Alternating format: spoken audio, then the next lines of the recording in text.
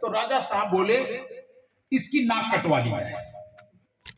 तो उसकी नाक कटवा ली गई, और जब नाक कटवा ली गई, अब वो व्यक्ति मन में खिसिया गया कि चाहे जो दंड दे देता राजा, लेकिन इसने मेरी नाक कटवा दी। और नाक कटवा देने का मतलब समाज में आप लोग समझ ही रहे हैं कि जिसकी नाक कटी हो कितना खराब हो। ऐसे भी लोग कहते हैं अरे तुम्हारी क्या नाक कटवा ली है क्या? ये लोग कहते हैं बिल्कुल नाक कट गई, ऐसा लोग कहते हैं ना। अब आप सोचो, अब उसकी कट गई नाक, तो उसने सोचा करे क्या? उसके मन में भाव बना कि इसका बदला ले लिया जाए, इसका बदला ले लिया जाए। तो वो वहां से निकला और बहुत दूर निकल करके और एक खंजली ले ली, हमारे समाज जैसी लेते हैं ना लोग, बजाते हैं, खंजली ले करके और गांव में निकले और नाचे बजाए और गाए और क्या कहे, नाक कटवाओ तुम्हें भगवान मिलेगा, अगर जो नाक कटवाएगा उससे भगवान मिलेगा। अब ये उसने आवाज करना शुरू कर दी। तो बहुत सारे भगवान के दीवाने लोग हैं, सब लोगों को, बहुत से लोगों को अच्छा है कि मुझे भगवान मिल जाए, ईश्वर मिल जाए, भगवान मिल जाए। तो कुछ लोगों ने सोचा सच में मिलेगी कि नहीं? अरे बिल्कुल मैं सच बता रहा हूं, भगवान मिलेगा, अगर कोई नाक कटवा लेगा तो भगवान मिलेगा। उसने सोचा हमारा एक से दो तो कोई बने। तो एक सीधा साधा बेचारा आदमी वो बोला अगर सही में भगवान मिले तो मेरी नाक काट लो। तो बोले आ जाओ। उसने तुरंत उसकी भी नाक काटी, और नाक काटी तो छटपटाया बेचारा। इसके बाद बोला भगवान तो नहीं दिखाई पड़ रहे। बोले चुप रहे ना। बोले क्यों? अब लोग तुम्हें भी नक्कटा कहेंगे, इसलिए ऐसा मत कहो, अब बिल्कुल यही कहो जो मैं कह रहा हूं, नहीं तो हमारा तुम्हारा एक ग्रुप हो जाए तब बात बनेगी, और नहीं तुम्हें भी लोग नक्कटा कहेंगे। उससे कहा तुम भी कहो कि नाक कटवा भगवान मिलेगा। अब वो एक से दो हो गए, अब वो जो जाए तो दो, अब दोनों नाचे कूदे, नाक कटवाओ भगवान मिलेगा। ऐसे धीरे धीरे कई लोग उनके साथी बन गए, और धीरे धीरे उनको 150 लोग हो गए। अब तो जब 150 आदमी कहे कि नाक कटवाओ भगवान मिलेगा, नाक कटवाओ भगवान मिलेगा, तब तो हर आदमी सच में इनको भाई ऐसे थोड़ा इतने सारे लोगों ने नाक कटवा ली होगी। लेकिन याद रख लेना प्लीज सुनो, ऐसा नहीं होगा कि नाक कट जाए तो भगवान मिलेगा। मिलेगा क्या? आज दुनिया एकदम पागलों की तरीके से भगवान के नाम पर, पागलों की नाम तरीके से दौड़ रही है। मैं तो देख रहा हूं बाहर हमेशा, आज नहीं कोई नई बात नहीं देख रहा हूं, एकदम दीवानगी है, ईश्वर के नाम पर पगला जाएगी। वैसे चाहे कुछ भी ना, भगवान ईश्वर के नाम पर कुछ भी हो जाए। आप लोगों के यहाँ भी आज के 25-30 साल पहले गणेश जी दूध पी गए होंगे, आप लोगों क्या हो है ना? पूरे भारतवर्ष के गणेश जी दूध पी गए। आज तक आप लोग देखिए, एक लोगों ने कह दिया गणेश जी दूध पी रहे, सारे लोगों ने पिला दिया दूध, और सब झूठ बोल रहे, टोटल झूठ, एकदम 100%। क्यों भाई? पिया किसी का? किसी का नहीं। हमारे चाचा जी तो एक गणेश जी की रख ली मूर्ति, और बोले कोई भी इसे एक चम्मच दूध मेरे सामने पिला दे, 5000 रुपया इनाम दूंगा। और कोई भी नहीं, किसी की हिम्मत नहीं पड़ी पिला देते। और पता नहीं कैसे तुम लोगों के भगवान सब दूध पी गए और हमारे यहाँ क्यों नहीं पिया।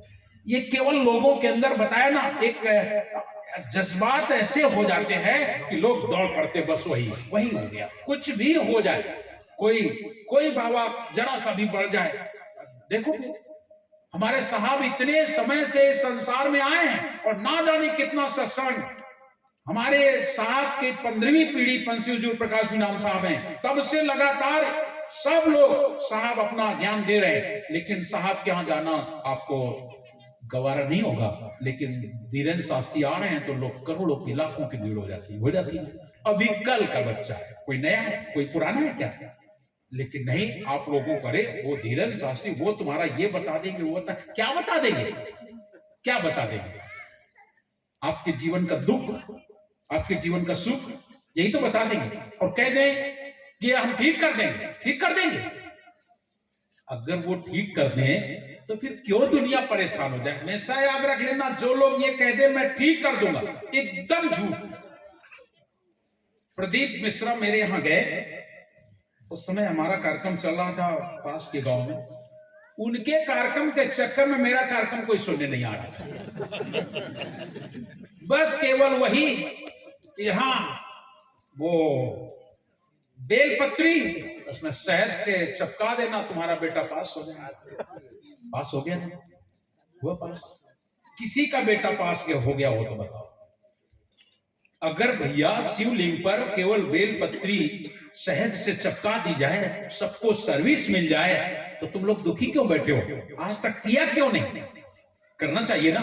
अरे वो तो एक कह रहे हैं, हम तो 100 लेके चले जाएंगे, 100 बेलपत्री चिपका देंगे चल के। क्यों भाई, मेरा बेटा डीएम बन जाएगा, एसडीएम बन जाएगा, कलेक्टर बन जाएगा।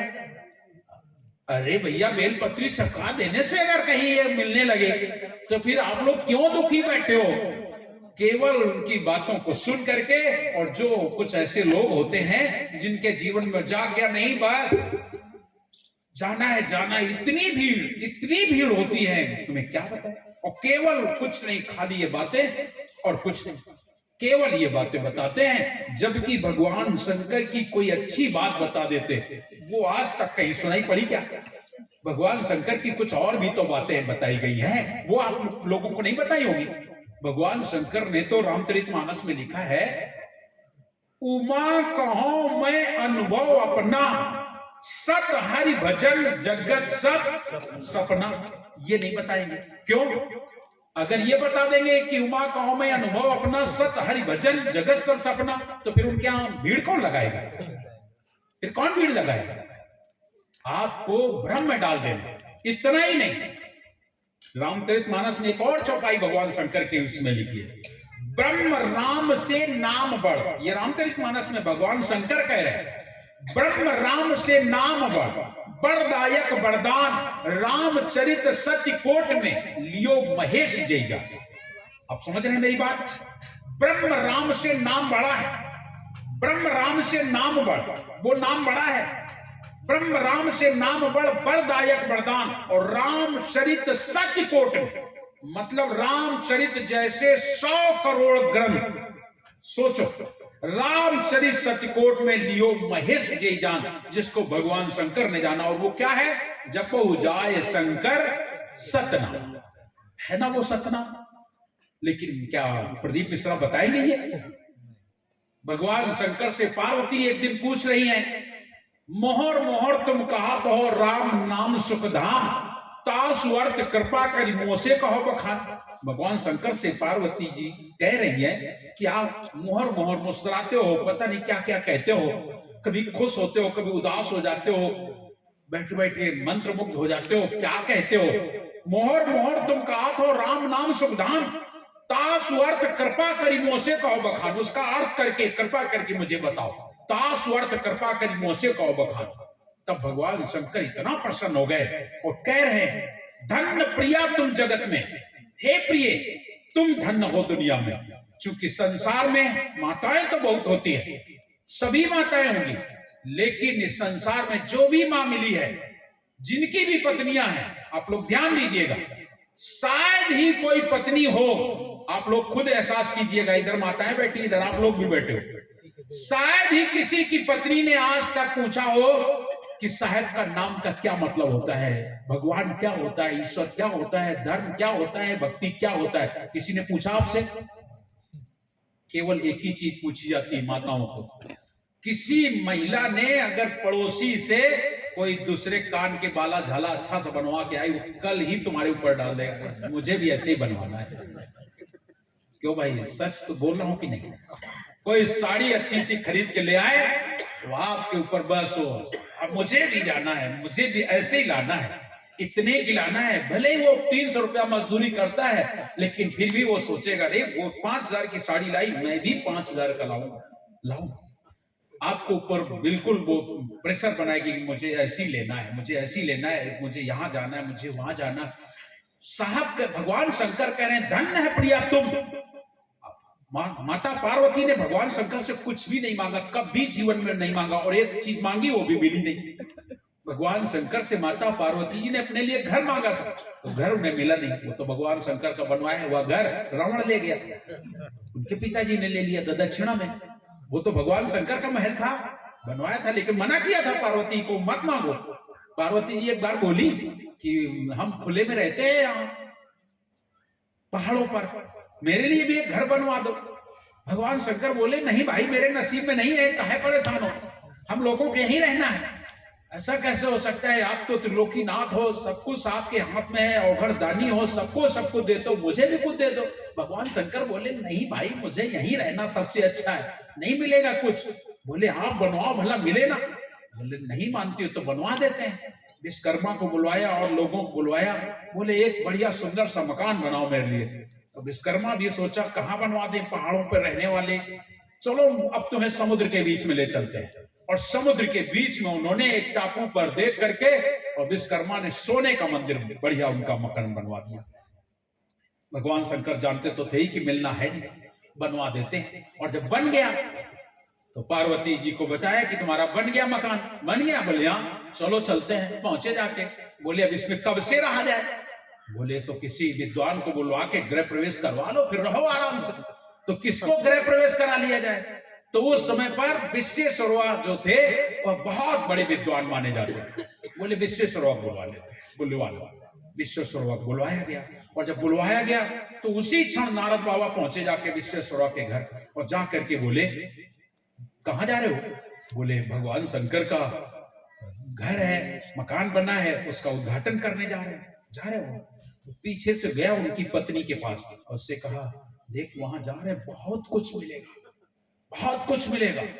और अरे भगवान का घर उद्घाटन, तुम भी जाओ ना। पत्नी से उनसे कह रहे हैं नारद बाबा तुम भी जाओ। वो बोली मैं भी चलूंगी। अरे ऐसा कैसे हो सकता है? बड़े मुझे बुलवाया गया पुरोहिती कराने के लिए, पूजन कराने, तुम क्या करोगे? बोली नहीं मैं भी जाऊंगा, भगवान शंकर का महल देखूंगा कैसा है क्या है। चलो भाई, नहीं मानती तो उसको भी लेके पहुंचा। पूजा हुआ, और जब पूजा हुआ तो पार्वती जी के मुंह से निकल गया जो मांगना वो मांग ले, मैं बहुत प्रसन्न हूं, जो मांगे सो मांग ले। जैसे ये बात निकली तो विश्वेश्वरवा मांगने नहीं पाए। पीछे से नारद बाबा ने केसकी थी उसकी पत्नी, केसकी को पकड़ा ऐसे, सुन अच्छा दांव है, बहुत बढ़िया समय है। भगवान कह रहे जो मांगना चाहे, पार्वती खुद कह रही जो मांगना चाहो पाओ। तो विश्वेश्वरवा को उसने पीछे से पकड़ा ऐसे, मुड़ के देखा क्या बात है? और कुछ मत मांगना, यही घर मांग ले, यही घर मांग ले और कुछ मत मांगना। पगला गई क्या? मैं घर का उद्घाटन कर रहा हूं, घर कैसे मांग ले? फिर उसने पीछे से पकड़ा, यही मांगना, समझ लेना। जैसे उसने कहा तो फिर पीछे से, अब वो क्या करे, पीछे फंस गया। अपने पत्नी के चक्कर में पड़ करके विश्वेश्वरवा ने जैसे तीन बार माता पार्वती ने कहा मांग ले, जो मांगे मांग ले, मांग ले। जैसे कहा मांग लो, भगवान शंकर उधर मुस्कुरा रहे हैं, और जैसे कहा मांग ले तो उसने तुरंत कहा भगवान मुझे कुछ नहीं चाहिए, ये बाला जो महल है, ये महल, ये मकान मुझे चाहिए, दक्षिणा। पार्वती जी क्रोध आ गया। पार्वती ने क्रोध में श्राप दे दिया, जाओ तुम्हें दे तो दिया, लेकिन इस महल में तुम्हारा वंश नहीं चलेगा, तुम्हारा वंश नाश हो जाएगा, जो रहेगा उसका वंश हानि हो जाएगा। इसीलिए प्रीश्वरों फिर रावण रहा, लेकिन रावण का पूरा कुल वंश नाश हो गया। तो एक बार मांगा पार्वती जी ने, इसलिए मांगा, मिला नहीं। लेकिन आज क्या मांग रही है? मोहर मोहर तुम कहा था राम नाम सुखधाम। पता नहीं तुम क्या कहते हो, अंदर अंदर बैठ करके बड़ा खुश हो जाते हो, कभी उदास हो जाते हो। मोहर मोहर तुम कहा था राम नाम सुखधाम, तासु अर्थ कृपा करी मोह से कहो बखान। उसका अर्थ करके कृपा करके मुझे बताओ। भगवान शंकर प्रसन्न होकर के कहते हैं धन्य प्रिया तुम जगत में, तुम धन्य हो, क्योंकि कोई भी माता नहीं पूछेगी किसी परमात्मा के नाम की चर्चा, किसी ने नहीं पूछा। लक्ष्मी जी ने पूछा क्या? माता सीता ने पूछा क्या? बता दिया। ये एकदम बात पक्की कि कोई भी महिला अपने पति से नहीं पूछेगी कि तुम ईश्वर के नाम की चर्चा सुनाओ या सुनो, कोई भी। दंड प्रिया तुम जगत में कहो ईश हर्षाय, राम नाम को अर्थ जो पूछो चितलाए। तुमने मेरे से उस परमात्मा के नाम की चर्चा पूछी, मैं तुम्हें बताता हूं, सुनो। बैठाया। दंड प्रिया तुम जगत में कहो ईश हर्षाय, राम नाम को अर्थ जो पूछो चितलाए। सुनो, चार वेद और खट शास्त्र, चार वेद और खट शास्त्र, पुण्य पुराण मुनि देव, चार वेद 6 शास्त्र 18 पुराण और तमाम दुनिया के और ग्रंथ, चार वेद और खट शास्त्र पुण्य पुराण मुनि देव, नाम प्रभाव अति उग्र है, ते नहीं जाने दे। नाम का प्रभाव इससे भी बड़ा है, ये इसका भेद नहीं जानते। ये भगवान शंकर कह रहे हैं, ये इनका भेद नहीं जानते। सप्तकोट जो मंत्र है, 7 करोड़ महामंत्र वेदों में है। सप्तकोट जो मंत्र है चित्त भरमावन काज, केवल दुनिया के चित्त को भ्रमित करने के लिए। ये भगवान शंकर बता रहे हैं, कोई और नहीं बता रहा है। सप्तकोट जो मंत्र है चित्त भरमावन काज, और सत्य नाम निज मंत्र है सब मंत्रों को राज। राम नाम निज मंत्र है सब मंत्रों को राज। वो नाम परमात्मा का वो नाम है सारे मंत्रों का सार। इसीलिए साहब कबीर कहते हैं नाम पढ़ा तिन सब पढ़ा। जिसने नाम पढ़ लिया सब कुछ पढ़ लिया। नाम पढ़ा तिन सब पढ़ा, खट साहस का भेद, और बिना नाम नरके गए पढ़ी पढ़ी चारों वेद। चारों वेद पढ़ करके भी नरक जाना होगा अगर आपको नाम नहीं मिला है, नाम नहीं जाना है। वो नाम की महिमा है, ये तुम्हें नहीं बताया जाएगा, ये नहीं बता सकते हैं। क्यों?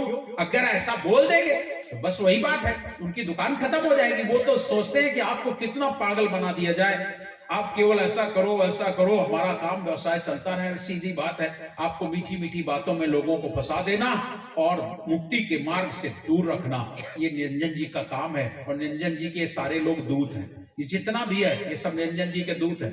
सब के सब 24 अवतार जितने आए, इन सब का काम इतना ही है और कोई काम नहीं। इनका काम इतना ही है कि आप मेरे तक सीमित रहो, आगे मत जाना।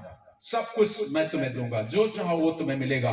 सब कुछ तो मिल रहा है, सब कुछ मिल रहा है, लेकिन केवल आप दूर हैं तो भक्ति से दूर है, साहब से दूर है, परमात्मा से दूर है। इसलिए साहब को आना पड़ा और आ करके कहते हैं साहब कि तुम कहां भूल रहे हो, कहां भटक गए। ऐ जियरा तुम अमर लोक के परे काल बसाई हो। तुम यहाँ करके काल के बस में पड़ गए हो। जो भी तुम कर रहे हो वो सब काल का काम है। जितना भी व्यवसाय तुम्हारा फैला हुआ है ये काल का काम है। ऐ जीरा तुम अमर लोक के परे काल बस आई हो। तुम सुध भूल गए वह घर की महिमा आपन गाई हो। तुम उस घर के सुध भूल गए हो, अपने घर के सुध भूल गए हो। यहाँ आकर के दूसरे की महिमा में तुम लगे हो। उस महिमा से परे हमारे साहब, संसार से परे का ज्ञान साहब देते हैं और वो तुम्हें नाम देते हैं, सार शब्द देते हैं और दे करके तुम्हें अपने लोक भेजने का काम करते हैं। साहब कबीर, एक लोगों ने मेरे से एक बात और पूछी कि आप साहब कबीर को सत्पुरुष मानते हैं? हम मानते नहीं हैं, मानते नहीं हैं। तो बोले ठीक है, आप कह रहे हो मैं मान लेता हूं, लेकिन एक बात बताओ, जब साहब कबीर सत्पुरुष हैं तो और लोग क्या? प्रश्न तो बढ़िया बात है ना, बहुत अच्छा उसने पूछा कि भाई भगवान तो ईश्वर को आदिकाल से चला आ रहा है, सृष्टि की शुरू हुई भगवान आ रहा है, भगवान का काम बताया जा रहा है, सारे लोग बता रहे हैं कि ये भगवान वो भगवान वो भगवान। लेकिन ऐसा क्यों कि कबीर साहब बीच में आए? साहब कबीर सतयुग में आए, त्रेता में आए, द्वापर में आए और कलयुग में तो 1455 की तारीख बताई जाती है। वैसे तो उनके आने की कोई तारीख निश्चित नहीं है। हमारे ग्रंथों में तो उनके आगमन के 14 बार, कलयुग में 14 बार के प्रमाण मिलते हैं। स्वयं गरीबदास जी को 1718 कुछ में मिले, 1700 कुछ में गरीबदास जी को मिले थे। और गरीबदास जी कोई बहुत बड़े नहीं थे, गायें चरा रहे थे, जंगल में थे, वहां उनको दर्शन दिए और दर्शन दे करके गरीबदास जी ने बल्कि उनके लिए दूध निकाला गाय का कि नहीं कुछ है तो दूध पान कर लो। साहब बोले मैं नहीं पीऊंगा, तू ही पी ले, और उनको ही पिला दिया वो दूध और उनके अंदर से अनुभव बाणी निकलने लगी। गांव में जब आए तो पता नहीं क्या हुआ, गरीब पागल हो गया, पागल हो गया। थोड़ी देर के लिए साहब मिले और आज उनका एक अलग से अपना पंच चल रहा है। गरीबदास जी का छावनी धाम बना है, बहुत सुंदर, अच्छा सा ज्ञान देते हैं, सब कुछ है। तो देखिए वहां भी साहब उनको दर्शन दिए। साहब के आने का कोई समय नहीं निश्चित, कब आएंगे, कहाँ आएंगे, कैसे आएंगे। वैसे अब तो निर्धारित कर दिया साहब ने, जब लग वंश 42 राजू तब लग नहीं मोर पृथ्वी पर काजू। जब तक वंश 42 का राज रहेगा तब तक हमारा काम नहीं है संसार में आने का। तो अभी तक उनके आने का कोई निश्चित समय नहीं। फिर भी 1455 में साहब कबीर जब आए तो उसके बाद की महिमा लीलाएं जो आप लोग सुनते हैं, उनकी महिमा सुनते हैं, वो 1455 के बाद की सुनते हैं। तो 1455 में जब साहब आ गए तो आप लोग पूछते हो कि ऐसा क्यों हुआ? तो ऐसा इसलिए हुआ, आप लोग ध्यान देंगे कि साहब जब आप लोग ध्यान देंगे, जब कोई व्यक्ति बीमार होता है, जब कोई व्यक्ति बीमार होता है तब डॉक्टर की आवश्यकता पड़ती है। डॉक्टर की आवश्यकता ऐसे नहीं पड़ जाती है, कोई बच्चा जन्म लेने वाला हो, क्यों भाई डॉक्टर पहले से आके बैठ जाता है क्या? डॉक्टर नहीं लाया जाता है, बच्चा घर में जन्म लेता है, बढ़ता है, बिना बीमारी के ही वो अगर पूरा अपनी उम्र पार कर लेता है तो भी डॉक्टर की कोई जरूरत नहीं पड़ती है। डॉक्टर की आवश्यकता तो तब पड़ती है जब कोई बीमार होता है, जब कोई बीमार होता है। और साहब कबीर आए और देखा यहां तो सब बीमार है। इसलिए साहब कबीर का एक भजन भी है, मुझे तो आते नहीं है, लोग बताएंगे, गाएंगे। सब जग रोगिया सदगुरु वैद्य में डाला। एक साहब का भजन है, सब जग रोगिया सदगुरु वैद्य में डाला। क्या रोग है, क्या रोग है? केवल एक रोग सबसे बड़ा है, बार बार जन्मना, बार बार मरना, यही रोग है। धर्मदास साहब के पास 56 करोड़ की द्रव्य थी। साहब कबीर ने धर्मदास साहब को इस पंथ का राजा बनाया और राजा बनाने के बाद वंश वैलिस की स्थापना भी उनके यहाँ की। आज चल रहा है, सब हो रहा है। लेकिन फिर भी धर्मदास साहब हाथ जोड़ करके साहब से क्या कहते हैं? धर्मदास दोनों करजोरी, साहेब सुनिए बिनती मोरी। क्या कह रहे हैं? जन्म दंड और गर्भ बसेरा, यही दुख मेटो साहेब मेरा। साहब ने जिसे कहा कुछ जो चाहिए ले लो। साहब बोले क्या चाहिए? कुछ नहीं चाहिए, हमें अगर देना है तो धर्मदास दोनों करजोरी, साहेब सुनिए बिनती मोरी, जन्म दंड और गर्भ बसेरा, यही दुख मेटो साहेब मेरा। बार बार माता के गर्भ में जन्म लेना बहुत दुख की बात है। माँ के गर्भ में जब आना होता है तो मालूम है, डॉक्टर लोग यहाँ अगर कोई होगा डॉक्टर लाइन का, उससे पूछ लेना, पेट के अंदर 47 डिग्री सेंटीग्रेड का तापमान होता है। पेट के अंदर आप लोग कितना फ्रिज का पानी पीते हो, पी लेते हो? इतना ठंडा पानी कुछ समझ में आता है? गर्म भी पी लेते हो, सब कुछ सहन करने वाला पेट ऐसा बनाया गया। इतनी ताप है इसके अंदर कि आप लोग क्या नहीं खा लेते, सब कुछ हजम कर जाने वाला, सबको गला देने वाला, इतना पेट के अंदर तपन होती है। और उस ताप के अंदर ये जीव डाला जाता है, और जब डाला जाता है तो उसमें तपन में परेशान होता है। और दूसरा, उसके अंदर मल मूत्र का नाला बह रहा है, सारे के अंदर ये जीव पलता है। इसीलिए तो साहब कबीर के शब्दों में मिलता है, गर्भवास में भक्ति कबूले, बाहर आए तुम उसको भूले, पूरा करो तुम अपना कौल, सत्य नाम सत्य नाम सत्य नाम बोल। जब आदमी जीव परेशान होता है तभी तो मालिक को याद करता है, तभी तो साहब को याद करता है। तो गर्भवास में भक्ति कबूली थी आपने, लेकिन वहां आकर के गर्भवास में भक्ति कबूले तुमको ना बिसराऊं। आपने गर्भ में जब भक्ति कबूल की और बार बार यही बात कही कि मैं आपको नहीं भूलूंगा। गर्भवास में भक्त कबूले तुमको ना बिसराऊं, हरदम याद करूं मैं तेरा, तेरा ही गुण गाऊं प्रभु जी, तेरा ही गुण गाऊं। करके दाया बाहर लाया, तुझे दुख से दिया निकालने, तुम्हें दया करके तुम्हें बाहर किया गया, दुख से निकाल दिया गया। और जब आए, याद रख लेना, वो बच्चा जब बाहर आता है उस क्षण तो रोता है कहां कहां करके, और इसके बाद वो इतना सोता है, इतना सोता है। आप लोग बच्चों को पूछ लीजिए, माताओं, आप सब तो उससे गुजरे हो लेकिन सबको पता नहीं, माताओं को पूछ लीजिए। बच्चा फिर सो गया तो माताएं जगह जगह के उसको दूध पिलाती कि नहीं? नींद में सो जाता है इतना, वहां तो रात दिन वो ईश्वर के चक्कर में पड़ा रहा, रात दिन जागता रहा, और जैसे बाहर आता है कहां कहां कह करके भूल जाता है, और बाद में खूब सोता है, नींद भर सोता है। धीरे धीरे उसकी सुरती जो थी वो तो खत्म हो गई। सुरती कैसे खत्म हो जाती है? व्यक्ति के नाभि में कमल नाल होता है, आपको मालूम है सबको, कमल नाल होता है। जैसे बच्चा जन्म होता है वैसे उसको काट दिया जाता है। अगर कमल नाल ना काटा जाए तो शायद उसकी सुरती ईश्वर में लगी रहे। आप लोगों ने देखा होगा, ये माताएं जानती हैं, कभी कभी बच्चा जन्म लेके रोता नहीं तो क्या होता है, उसको ठोकेंगे, पीटेंगे, सब कुछ करेंगे, लेकिन बच्चा नहीं रोता है। लेकिन माताएं कमल नाल को पकड़ के और उसमें तेल लगा के मालिश करना शुरू कर देंगे, जबकि वो खुद इतना चिकना होता है, बहुत चिकना होता है, लेकिन फिर भी जैसे उसको पकड़ के उसको हाथ लगाया, उसकी सुरती कमल नाल के अग्रभाग में टिकी हुई थी, और जैसे पकड़ के लगाया वैसे बच्चा रोना शुरू कर देता है। आप लोग सोचो कि वो क्यों रोया? इसलिए नहीं रोया कि कमल नाल में उसको दर्द हो रहा, नहीं, उसकी सुरती लगी थी ईश्वर में, भगवान में, परमात्मा में, साहब में। और जैसे सुरती वहां थी तो वो रोया नहीं, वो तो सुरती कहीं और थी। और जैसे उसको कमल नाल को खींचा और लगाया, हाँ, वो रोने लगा। और जैसे रोने लगा, देर नहीं लगाएंगी माता जी, तुरंत उसे काट देंगी, तुरंत काट देंगी और काट के बांध देंगी जैसे काट दिया गया, उसकी सुरती जो ईश्वर से थी वो कटी और आकर के यहां अंतर्मुखी सुरती बहिर्मुखी हो गई, अंतर्मुखी सुरती बहिर्मुखी हो गई। और जैसे आई दो काम तुरंत किए जाते हैं, बच्चे के जन्म के साथ दो काम किए जाते हैं। आप लोग, अब तो दूसरा समय आ गया, लेकिन पूरा पहले समय में गांव देहात में आज भी सबसे पहले फूल की थाली या बर्तन बजाया जाता है, बजाया जाता है।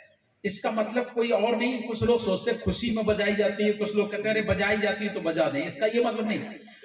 जैसे बर्तन बजाने का मतलब था कि फूल की जो आवाज होती है बहुत मधुर आवाज होती है, उस मधुर आवाज से उस बच्चे के कान में बैठा हुआ देवता, जिसे हम लोग दिशा देवता कहते हैं, कान में बैठा हुआ देवता को जागृत करने के लिए वो बजाया जाता है। इसके अंदर जो जीवाणु होते हैं जो गर्भ में हैं, वो जीवाणु जैसे उस आवाज को पाते हैं उनका वहां विनाश हो जाना शुरू हो जाता है, नष्ट हो जाते हैं। तो पहला काम ये। और दूसरा काम तुरंत उसको माता जी सहन चखा देंगी, मतलब ये जिव्या इंद्री में स्वाद पहुंचा देंगी।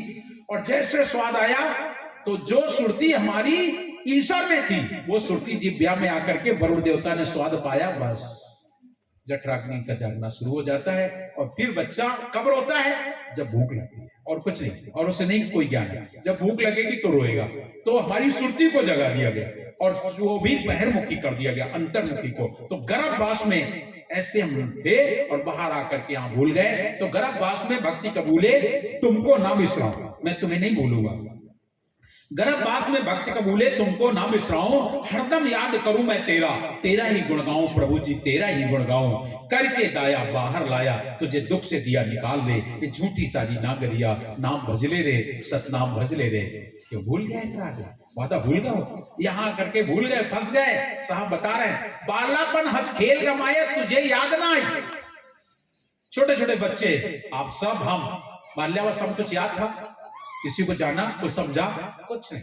साहब कह रहे हैं बालापन हंस खेल गमाया, सब हंसी खेल में निकल गया, हंस खेल के निकाल दिया, खाए पिए मौज मस्ती किए, कुछ याद नहीं है क्या करना है क्या नहीं करना है। ना लोभ है, ना लालच है, ना काम है, ना क्रोध है, केवल उनको पेट भर खाना बस चाहिए, तन भर कपड़े, खेलेंगे खाएंगे मस्त रह जाएंगे। बालापन हंस खेल गमाया।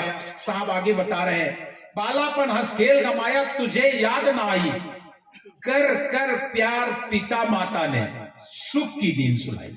अपने बच्चे को हर माता पिता, चाहे गरीब हो चाहे अमीर, सब सुख की नींद सुलाना चाहते हैं। बच्चा को बड़े प्यार से, अभी बच्चा रोना शुरू कर दे, माँ उसे तुरंत गोद में सुलाएगी। ऐसा नहीं करेगी कि जमीन में सुला दे, नहीं, गोद में सुलाएगी। कुछ भी खाने को मांगेगा बच्चा, आप उससे देते हैं। चाहे जो अच्छा अच्छा खिलाओगे, अच्छा पहनाओगे, अपने सामर्थ्य के अनुसार सब लोग अपने बच्चे को अच्छा प्यार, अच्छा दुलार देते हैं। साहब कबीर बता रहे हैं, कह रहे हैं बालापन हंस खेल गमाया, तुझे याद ना आई। कर कर प्यार पिता माता ने, सुख की नींद सुलाई। अरे हाँ, सुख की नींद सुलाई। नादान रहा नहीं ध्यान रहा, नहीं समझा सारा सार। वो तो नादान अवस्था थी और ध्यान भी नहीं।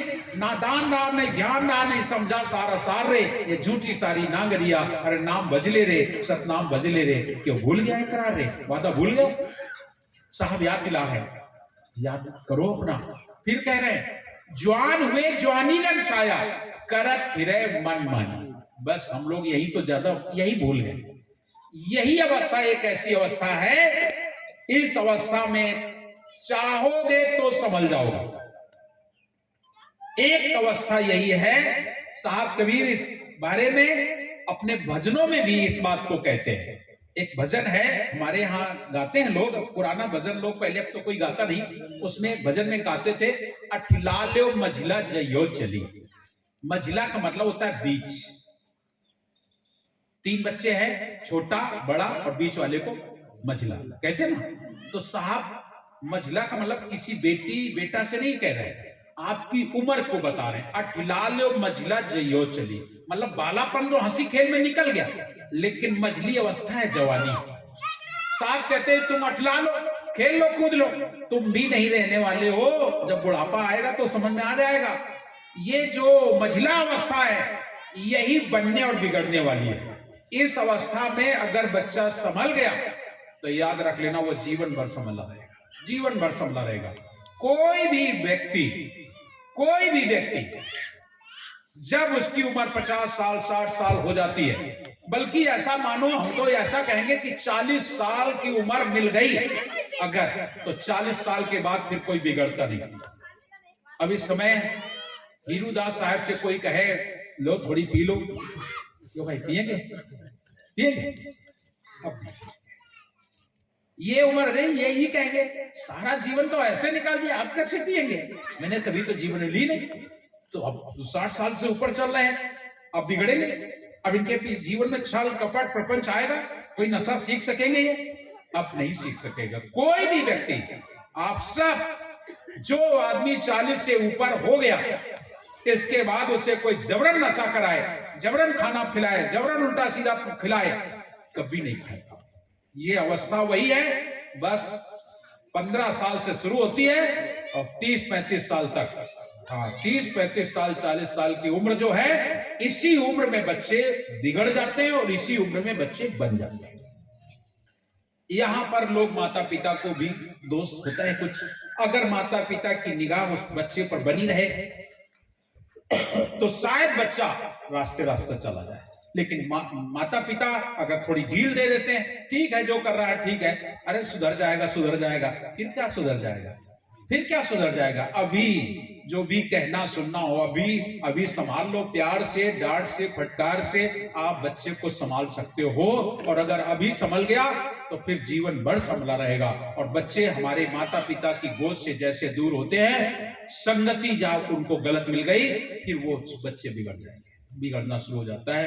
कोई बच्चा हो जो शायद बच जाए, और नहीं तो बचने नहीं वाले नहीं होते हैं। तो बालापन हंस खेल गमाया, तुझे याद ना आई, कर कर प्यार पिता माता ने सुख की नींद सुलाई। अरे हाँ, सुख की नींद सुलाई, नादान रहा नहीं, ध्यान रहा नहीं, समझा सार रे, ये झूठी सारी नागरिया, नाम भज ले रे, सतनाम भज ले रे, क्यों भूल गया है करार रे। जवान हुए जवानी रंग छाया, करत फिरे मनमानी। बच्चे बड़े हो गए, और जब बड़े हो गए तो अपने माता पिता को, जिस दिन कोई बेटा अपने माता पिता को जवाब दे दे, तुम समझ लो कि बच्चा हमारे हाथ से निकला जा रहा है। अभी भी संभाल लीजिएगा, आप लोगों को ध्यान दिला रहा हूं। जिस दिन बच्चा आपको जवाब दे दे, चाहे बेटी हो चाहे बेटा, आप समझ लो कि बच्चा हमारे हाथ से निकला जा रहा है। बच्चा हो करके नौजवान भैया अपने माता पिता को जवाब दे, ये तो हमारे शास्त्रों में नहीं लिखा गया है, ये धर्म ग्रंथों में नहीं लिखा गया, ये महापुरुषों ने बताया। आप ठीक है, आज आप आधुनिक युग में जी रहे हैं, तो इसका मतलब ये नहीं कि माता पिता कुछ जानते नहीं, कुछ समझते नहीं, तुम्हें पाला पोसा, इतना बड़ा किया, इतनी उम्र हो गई, क्या इनको जानकारी नहीं? लेकिन बच्चे बहक गए हैं, और वो अब तो हम 18 साल के हो गए, अब तो 20 साल के हो गए, अब तो हम जो कहेंगे, चूंकि गवर्नमेंट ने, ये जो संविधान है, गवर्नमेंट ने आपको 18-20 साल के बाद मैच्योर बता दिया गया और बोले अब आप जो चाहे वो कर सकते हैं। बस यही अधिकार सबके लिए खतरनाक, ये खतरनाक हो गया। आप कानूनी तौर पर तो आप हो गए, लेकिन सामाजिक तौर पर आज भी तुम बेटा ही रहोगे। पिता पिता रहेगा, माता माता रहेगी, तुम बेटा हो, लेकिन उस पद को भूल करके और वो अपना आगे का कदम रखना शुरू कर देता है और तुमसे कह देगा तुम लोग क्या जानते। बच्चे कह देते तुम लोग क्या जानते। याद नहीं कि हम लोग क्या नहीं जानते, सब कुछ जानते हैं। और आज भटक गई है हमारी समाज, ये एक दो नहीं भटके हैं, सब भटक गए, सब भटक गए हैं। कहां भटक गए हैं? देख रहे हो सब के सब क्या दशा हो गई है। क्या कहते हैं, देख तेरे संसार की हालत क्या हो गई भगवान, है क्या हो गई है। कैसा समाज था, इतना सुंदर प्यारा समाज था, आज तो इतना बिगड़ते जा रहे हैं। आज हमारे समाज से 4 आदमी बैठ करके कहीं प्यार से बात नहीं करते हैं। 4 तो छोड़ दो, घर परिवार के सारे लोग एक साथ बैठ करके बात नहीं करते हैं। बहुत कम लोग होंगे, बहुत कम लोग होंगे जिनके घर में बेटा बहू, अपना पति पत्नी और नाती पंती केवल अपने परिवार का, और बैठ करके कभी प्यार से 2 बातें करते हो। ये बहुत मुश्किल है। और ये अगर मिलता होगा तो कबीर पंथ में आज भी कहा जाता है संध्या पाठ करना है, चलो भाई सब लोग बैठो संध्या पाठ करते हैं। आरती करते हैं तो सब लोग मिलके करते हैं। सरगुण मत में वो भी नहीं मिलेगा, वो अपनी अगरबत्ती लिए चली जा रही है तो अपना कर रहे हैं, तो जा रहे हैं तो ठीक, नहीं जा रहे हैं तो ठीक। कबीरपंथ में सीख ली जाती है कि हमें संध्या पाठ करना चाहिए, हमें गुरु महिमा पाठ करना चाहिए, शाम को आरती करें और सभी लोग मिलजुल करके करना चाहिए। ये कबीरपंथ में तो सामूहिक कुछ मिल भी सकता है, बात बाकी और जगह बिल्कुल मैंने बता दिया। और नहीं तो सच बताओ, आज तक सरगुण मत में कहीं भी सामूहिक आरती आप लोगों ने घरों में देखी है क्या? आप लोग बताओ, हम किसी और की बात नहीं करते, क्योंकि हमारा सारा परिवार सरगुण मत में, हम लोग कबीरपंथी, केवल मेरे बाबा का परिवार केवल हम लोग कबीरपंथी हैं। हमारे बाबा 7 भाई हैं, 7 में से हम 6 भाई 6 बाबा का परिवार देखते हैं। किसी भी घर में कभी भी शाम सुबह अगर आरती होती है तो पत्नी करती है शंकर जी की आरती, तो वे करते हैं विष्णु जी की आरती, तो वो कर रही है दुर्गा की आरती, तो कोई कुछ आरती कर रहा है, अपना अपना किए और पैर छुए या नहीं छुए चल रहा। लेकिन कबीरपंथ में आज भी मेरे यहाँ शाम को संध्या पाठ होता है। घर में, आश्रम में तो होता ही होता है, हम तो आश्रम में रहते हैं, लेकिन घर में रहते हैं बच्चे, ये छोटे भाई सब, आज भी सामूहिक हमारे यहाँ पाठ होता है। सब लोग बैठो, चलो शाम को, सुबह चाहे गुरु महिमा में सब लोग ना बैठे, लेकिन शाम को सब लोग बैठो, सब लोग बैठेंगे, आरती होगी, पाठ होगा पहले, पाठ के तुरंत बाद आरती होगी, आरती के बाद ही भोजन होगा, आरती के बाद भी भोजन मिलेगा। छोटे छोटे बच्चे तो खा कर सो जाते हैं, वो अलग बात है, लेकिन सामूहिक, जब सामूहिक होता है तो मालूम क्या होता है, हमें सम्मान करने का भी अवसर मिलता है, एक दूसरे के बड़े बड़े छोटे का कर्म, पैर छूना, बंदगी करना, ये होता है, ये हमारे कबीरपंथ में पाओगे। और न जगह आपको ये नहीं मिलेगा, ये मैं पक्का वादा करता हूं, शायद किसी घर में हो तो हो, नहीं तो कहीं नहीं मिलेगा। सामूहिक भोजन, कितने लोग, अच्छा तुम लोग अपने बेटा बहू के साथ बैठ करके पत्नी के साथ भोजन करते हो? हाँ करते होंगे, कौन वाले? हाँ, जो पत्नी पहले खाती होगी बाद में पति खाता होगा, ऐसे लोग तो करते होंगे, है ना? ऐसे तो आज ज्यादा संख्या में हो गए लोग कि पत्नी पहले भोजन करती है, पति बाद में, और एक प्लेट में पहले। कैसा समय आ गया है, धन्य है निरंजन तुम्हारा दरबार, धन्य है निरंजन तुम्हारा दरबार, जहां तनिक ना न्याय विचार, कोई न्याय विचार नहीं है, बराबरी वाला हिस्सा आ गया है। मैं तो बराबर हूं, तो बराबर क्यों भाई? सच बताना, क्या स्त्री पुरुष पहले बराबर नहीं थे क्या? आज बराबर हो रहे क्या? और बराबर किससे हो जाओगे? खा के, आगे आगे चल के, आगे खा के, इससे बराबर हो जाओगे? अरे बराबर तो अंतरात्मा से होगा। जिस दिन एक पति के अंदर तुम्हारे जीवन में प्रेम जाग जाए, वो बराबर हो जाएगा, वो बराबर हो जाएगा। बात बाकी ये कभी बराबर होने का मतलब ही नहीं, असमानता है, रहेगी रहेगी, कभी समान नहीं हो सकते। क्या हमारी बेटी अगर डीएम बन गई तो इसका मतलब हो गया कि वो पति के बराबर हो गई? हो गई, हो जाएगी? कभी नहीं हो सकती, कभी। आप क्या चाहते हो? केवल शारीरिक स्वतंत्रता? शारीरिक स्वतंत्रता से कोई स्वतंत्र हो जाता है? शारीरिक स्वतंत्रता से कोई समानता का भाव हो जाता है? अरे समानता का भाव ऐसे नहीं हो जाता, समानता का भाव अंतर आत्मा से होता है। समानता का भाव उसे कहते हैं जब व्यक्ति के जीवन में आपके प्रति इतना प्रेम हो जाए कि पति खुद प्रेम से कहे कि चलो भाई भोजन कर लेते हैं, ये दोनों मिलकर के बैठ भोजन। लेकिन वो नहीं होता है कि मैं तो, अरे मुझे तो सामाजिक छूट है भाई, मैं बराबर हो गए और मैं ऐसा करूंगी, मैं वैसा करूंगा। कभी भी बराबर नहीं हो सकते हो। बराबर होने का मतलब है प्रेम होना, और जब प्रेम होगा तब बराबर होना। और वो भी ये कौन सी बात है कि तुम पहले भोजन कर लो, बाद में उसी चम्मच से पति को खिलाओ या पति खाए? मेरे तो भाई नहीं समझ आता है। फिर आपका जो भी समय हो, जैसा चला हो चलाओ, लेकिन साहब कबीर इन सब बातों को नजरअंदाज करते हैं। ये कलयुग का समय है, इस कलयुग में क्या क्या होने वाला है आप लोग देखिए, हम लोग भी देख रहे हैं। जब तलक रहेंगे देखेंगे जरूर, लेकिन अब इच्छा नहीं है देखने की। सच में तो अब देखने की इच्छा नहीं रह गई है। अब तो ऐसा लगता है कि बाहर निकलो तो ये दुनियादारी देख करके मन लगता है बिल्कुल शांत हो जाओ, चुपचाप बैठ जाओ।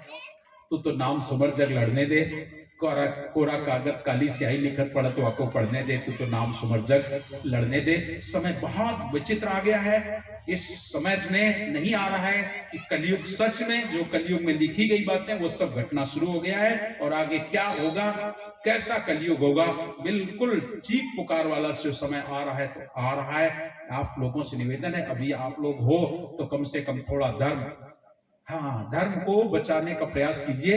धर्म कभी मरेगा नहीं, ऐसा ना सोच लेना धर्म सत्य हो जाए, मर जाएगा। सत्य धर्म कभी विनाश नहीं होता, ये है रहेगा। बस इतना है कि आप लोगों की जो संख्या है, अधर्मों की संख्या बढ़ जाएगी बस।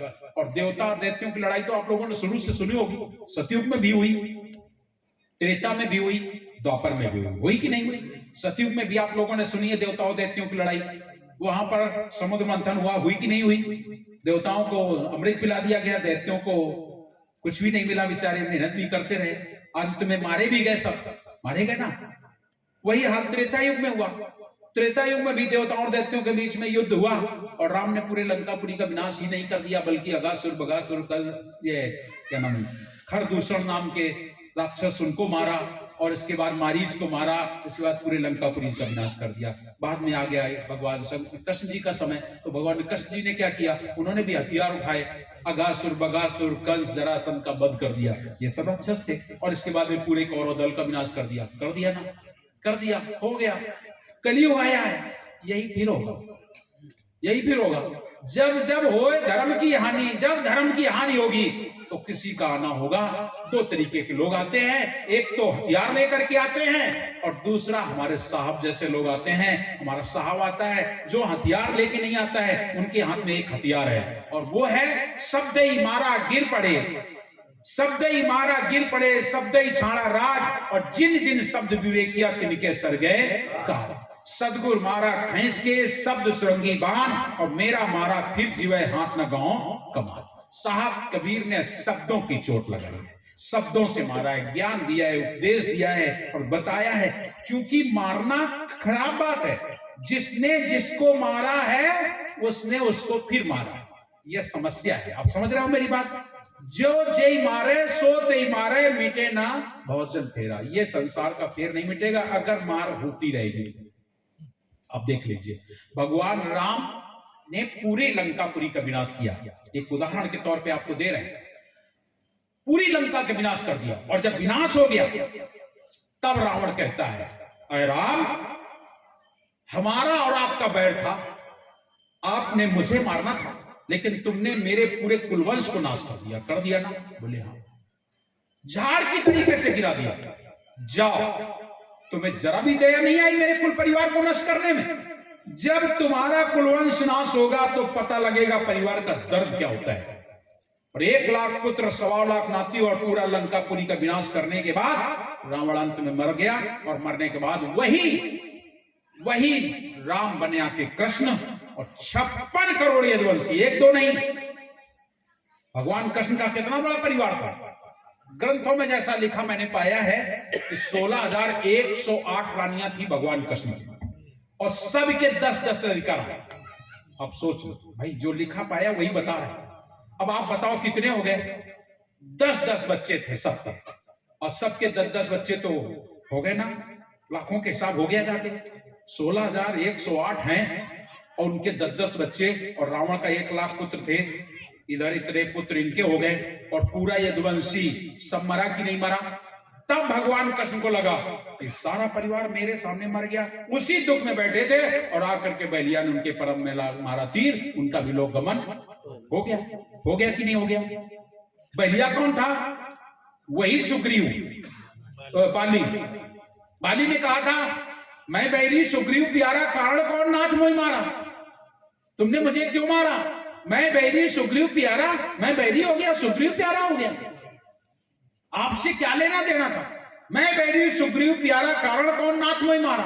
तब उन्होंने कहा था, अनुज बधु भगनी सुत नारी, रेसठ कन्या समय चारी, और इन्हीं कुदृष्टि विलोक है, जोई ताई बदे कछ पाप ना कोई।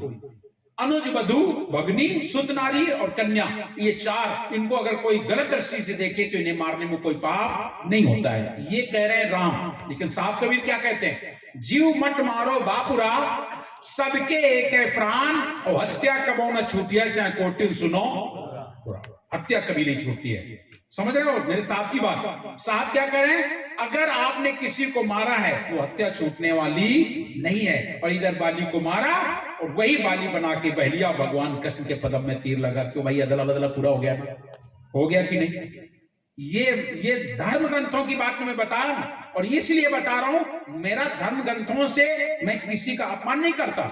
ऐसा नहीं कि मुझे उनसे बैर है, और बहुत अच्छा लगता है मुझे धर्म ग्रंथों की बात करने में, इसलिए कि आप लोग धर्म ग्रंथों को पढ़िए, लेकिन इसलिए नहीं कि पूजा की दृष्टि से। पूजा की दृष्टि से पढ़ोगे तो भूल जाओगे, तो भटक जाओगे, क्योंकि पूजा तो एक ही करना है, दूसरी और करनी नहीं। पूजा गुरु की कीजिए, सब पूजा जय माय, जो जल सींचे मूल तर तो शाखा पत्र। और कोई पूजा नहीं करना है, पूजा नहीं करना है, पूजा करनी है तो एक ही करना है, दूसरी और पूजा में भटक जाओगे, भ्रम हो जाएगा। आप धर्म ग्रंथों को पढ़िए, और इसलिए पढ़िए कि इसमें क्या बताया गया है और इनका क्या परिणाम होता है। जिन्हें हम भगवान कहते हैं, ठीक है मैं कहता हूं वो भगवान है, लेकिन भगवान तुम्हें क्या करके बता रहे हैं। अगर उन कहते हो नहीं आप भगवान लीलाधारी है, तो लीलाधारी है तो लीला करके उन्होंने क्या दिखाया तुम्हें, और जो लीला करके दिखाया तो मना कर रहे हैं कि ऐसा तुम ना करो, नहीं तुम्हारे साथ भी ऐसा होगा। मानो तो भगवान की बात, लेकिन कहां मानने वाले हम। भगवान को तो मानते हैं, लेकिन भगवान की नहीं मानते हैं। भगवान की बिरला कोई मानने वाला होता है, नहीं मानने वाले होते हैं। प्रिय सुनो, यही कारण है। कैसे मानोगे, क्योंकि मैंने पहले बता दिया, निरंजन कहां बैठा है, काल खड़ा सर पर तेरे, हमेशा वो सिर पर रहता है और कहीं उसका स्थान नहीं है। काल खड़ा सर पर तेरे, तुझे न तनिक विचार, जरा सा भी विचार नहीं होता है। वो सिर पर यहां बैठा है, जब चाहता है तब, जिसको जहां जैसी मृत्यु वैसे जैसा करना है, कतई आप तिल भर घटा बढ़ा नहीं सकते, तिल भर। एक सेठ जी थे, दुकान किए थे, तो एक भैया आया, आके बोला सेठ जी थोड़ी तंबाकू दे दो, तो तंबाकू दे दी। चिलम पीने वाला आदमी था, निकाली चिलम, दुकान में बैठा था, बोला सेठ जी अरे थोड़ी आग मंगवा दो, मैं चिलम पी लूं। तो सेठ जी क्या बोले अभी थोड़ी देर में मेरे घर में आग लग जाएगी, पी लेना चिलम। तो उसने मजाक समझ लिया, ये मजाक कर रहा है। सेठ जी सच बोल रहे हैं।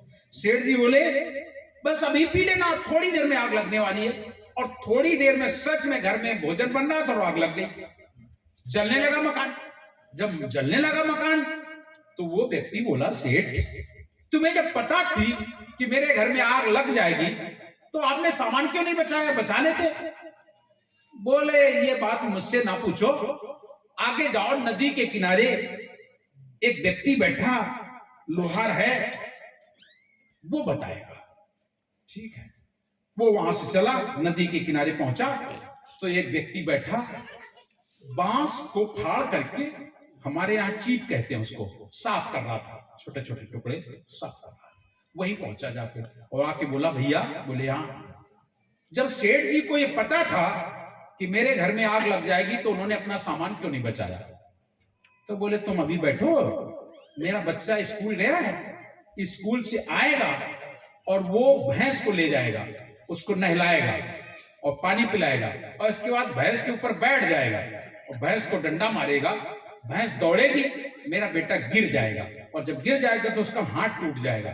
तो उसके हाथ के लिए बांस साफ कर ले, वो टूट जाएगा तो उसको हल्दी और प्याज बांधने के लिए ठीक कर लेते हैं। ये तो और विचित्र लड़का है, आदमी निकला, ये तो बड़ा विचित्र निकला, क्या बता रहा। और बातें कर ही रहा था, तब तक उसका बच्चा स्कूल से आया, भैंस खोली और लेके नदी में गया, नहलाया धुलाया, पानी पिलाया और उसके ऊपर बैठ करके मारा डंडा, तो भैंस दौड़ी, और जैसे दौड़ी वो बच्चा गिरा हाथ के बल और टूट गया। बोले पापा हाथ टूट गया, दौड़ करके आ रहा है, मेरा हाथ टूट गया। सब लोग रोने लगे, चिल्लाने लगे, और रोने चिल्लाने लगे, बच्चे जल्दी आओ। और वही बांस की चीपें लेकर के वो हल्दी वल्दी ला करके बांधना शुरू कर दिया। बोला कैसे विचित्र आदमी हो, तुम्हें जब पता था कि मेरे बच्चे का हाथ टूट जाएगा, तो तुमने उसे भैंस के लिए क्यों जाने दिया, और भैंस को पानी पिलाने क्यों जाने दिया। उसको मना कर देते कि तुम भैंस को पानी पिलाने मत जाओ। तो वो बोला क्या तुम्हें अगर पता हो जाए तो तुम मना कर लोगे। बोले हाँ हम मना कर लेंगे। तो बोले जाओ, कल दोपहर को 12 बजे ठीक इसी पेड़ पर, पीपल के पेड़ पर तुम्हें फांसी की सजा, मैं तुम्हें बता रहा हूं। कल दोपहर को 12 बजे और ये पीपल का पेड़ है, इसके पर तुम्हें फांसी दी जाएगी, बचा लो। अब उसको जब ये पता हो गया तो भगा वो बेचारा। अब हम यहाँ रहेंगे नहीं तो देखें कैसे पीपल के फांसी मिल जाएगी, कैसे मिल जाएगी। अब वो दौड़ा दौड़ा भागा, अब भागा, भागते भागते रात भर भागता रहा, रात भर भागता रहा। दूसरे रास्ते से एक रथ आ रहा था और रथ में ऊपर पूरा बंद होता है, भीतर बैठी थी रानी। उसने आवाज लगाई, भैया मैं रात भर चला हूं, बहुत थक गया हूं और आप मुझे अपनी रथ में बैठा लो। कहां जा रहे हो? तो वो बोला कि देख भाई, भीतर रानी बैठी है, मैं तुम्हें रथ में नहीं बैठा सकता, मैं गंगा नहाने जा रहा हूं। तो वो बोला, गंगा नहाने जा रहे? बोले हाँ। तो रानी से पूछ लो, मुझे बैठा लो, मैं भी चलूंगा गंगा। तो चल। रानी बोली बैठा लो, बैठा लिया। अब रथ तो बंद था, बैठ गया बेचारा। और वो रथ चला, गंगा पर पहुंचा जाके। और जब पहुंचा जाके तो सारे लोग स्नान करने लगे, स्नान करने लगे। उसने भी स्नान किया। रानी बोली, उसके गोद में बच्चा था, बोले तुमने स्नान कर लिया है, मेरा बच्चा पकड़ लो, मैं भी नहा लूं। लो। तो उसने बच्चे को दे दिया, उसकी गोद में वो लिए बैठा रहा। और वो नहाने चली गई रानी। और जब रानी नहा करके आई और बच्चे को दिया, जैसे रानी को दिया तो बच्चा खत्म हो गया था गोद में। अब बच्चा खत्म हो गया, वो रोने लगी। अब जो रोने लगी तो अब तो चारों तरफ से आवाज, केवट लोग सब इकट्ठा हो गए। अरे पता नहीं कौन देश की रानी आई और ये कैसे मार दिया, बच्चे को मार दिया, मार दिया। तो राजा को बुलाया गया।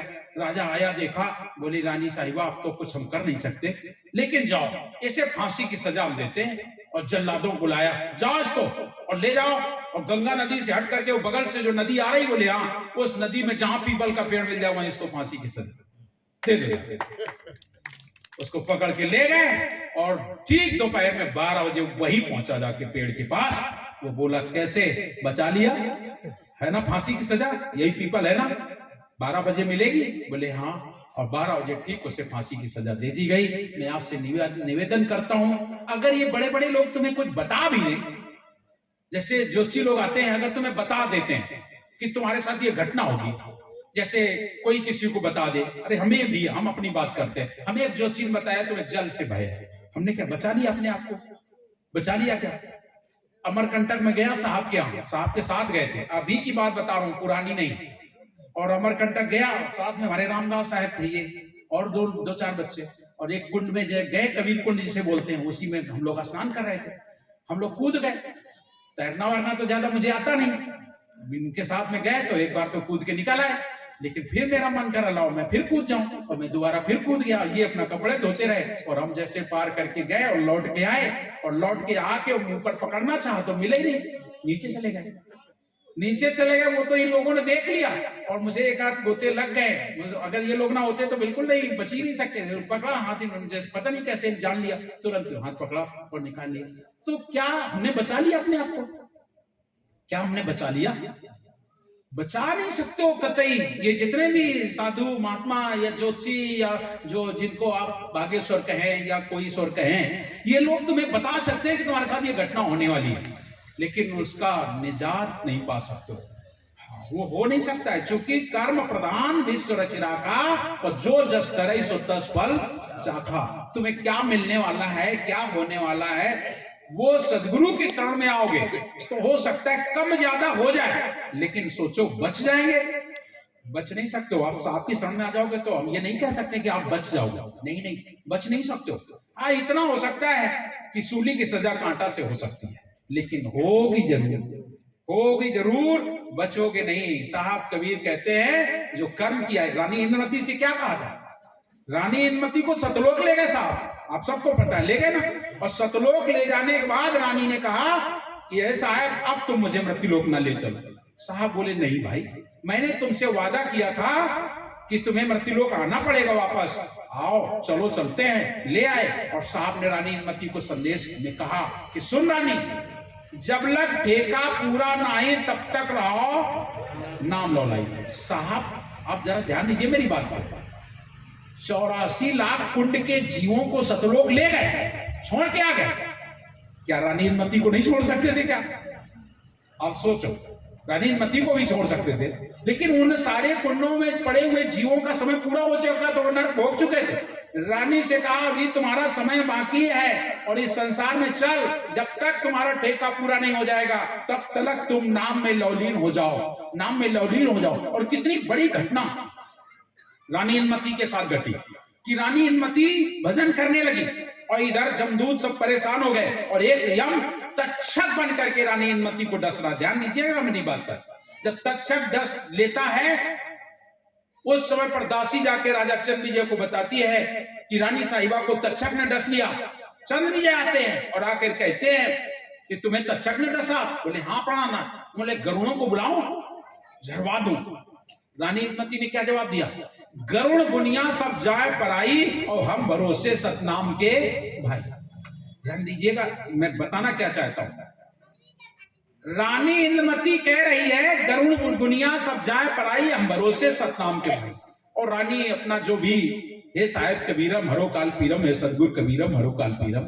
रानी बोली अगर मैं बच गई, अगर मैं बच गई साहब के नाम से तो दुनिया वालों को संदेश दे दूंगा कि साहब के नाम से अरे कालिया नाग का जहर भी काम नहीं करता है, ये साहब के नाम में शक्ति है। और अगर मैं मर गई, वो तो चाहती थी कि जल्दी मरूं, वो तो चाहती थी इंद्रमती कि मैं जल्दी मरूं, क्योंकि मैं सतलोक देख के आई हूं। जय मरने से जग डरे, जय मरने से जग डरे सो मेरे आनंद, वो तो मेरा आनंद होगा।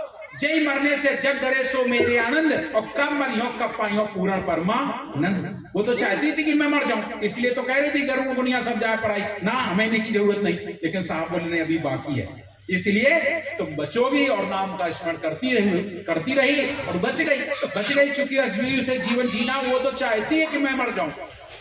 जिस मरने से दुनिया, रानी कहती थी मरने क्या डराइया, अब मरने से क्या डरना है, मैं तो सतलोक देख के आई हूं, अगर मैं मर जाती हूं तो सतलोक पहुंच जाऊंगी।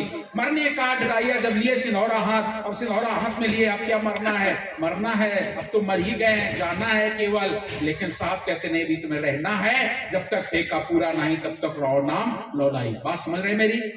साहब कबीर रानी इंद्रमती को सतलोक दिखा लाने के बाद भी मृत्युलोक ले आए, यहां रहो, अभी ठेका पूरा नहीं है तुम्हारा। जिस दिन ठेका पूरा हो जाएगा और नाम में लौलीन रहोगी तो मैं तुम्हें लोक ले चलूंगा। इसलिए ऐसा नहीं हो जाएगा कि कबीर पंथ में आ जाएंगे तो हमारे सारे कर्म, अगर ऐसे सारे कर्म नष्ट हो जाएंगे तो बिगड़ जाएगी बात। कोई बिरले की बात साहब ने कही है, नष्ट हो जाएंगे कर्म, लेकिन कोई बिरला होता है। कैसा होता है?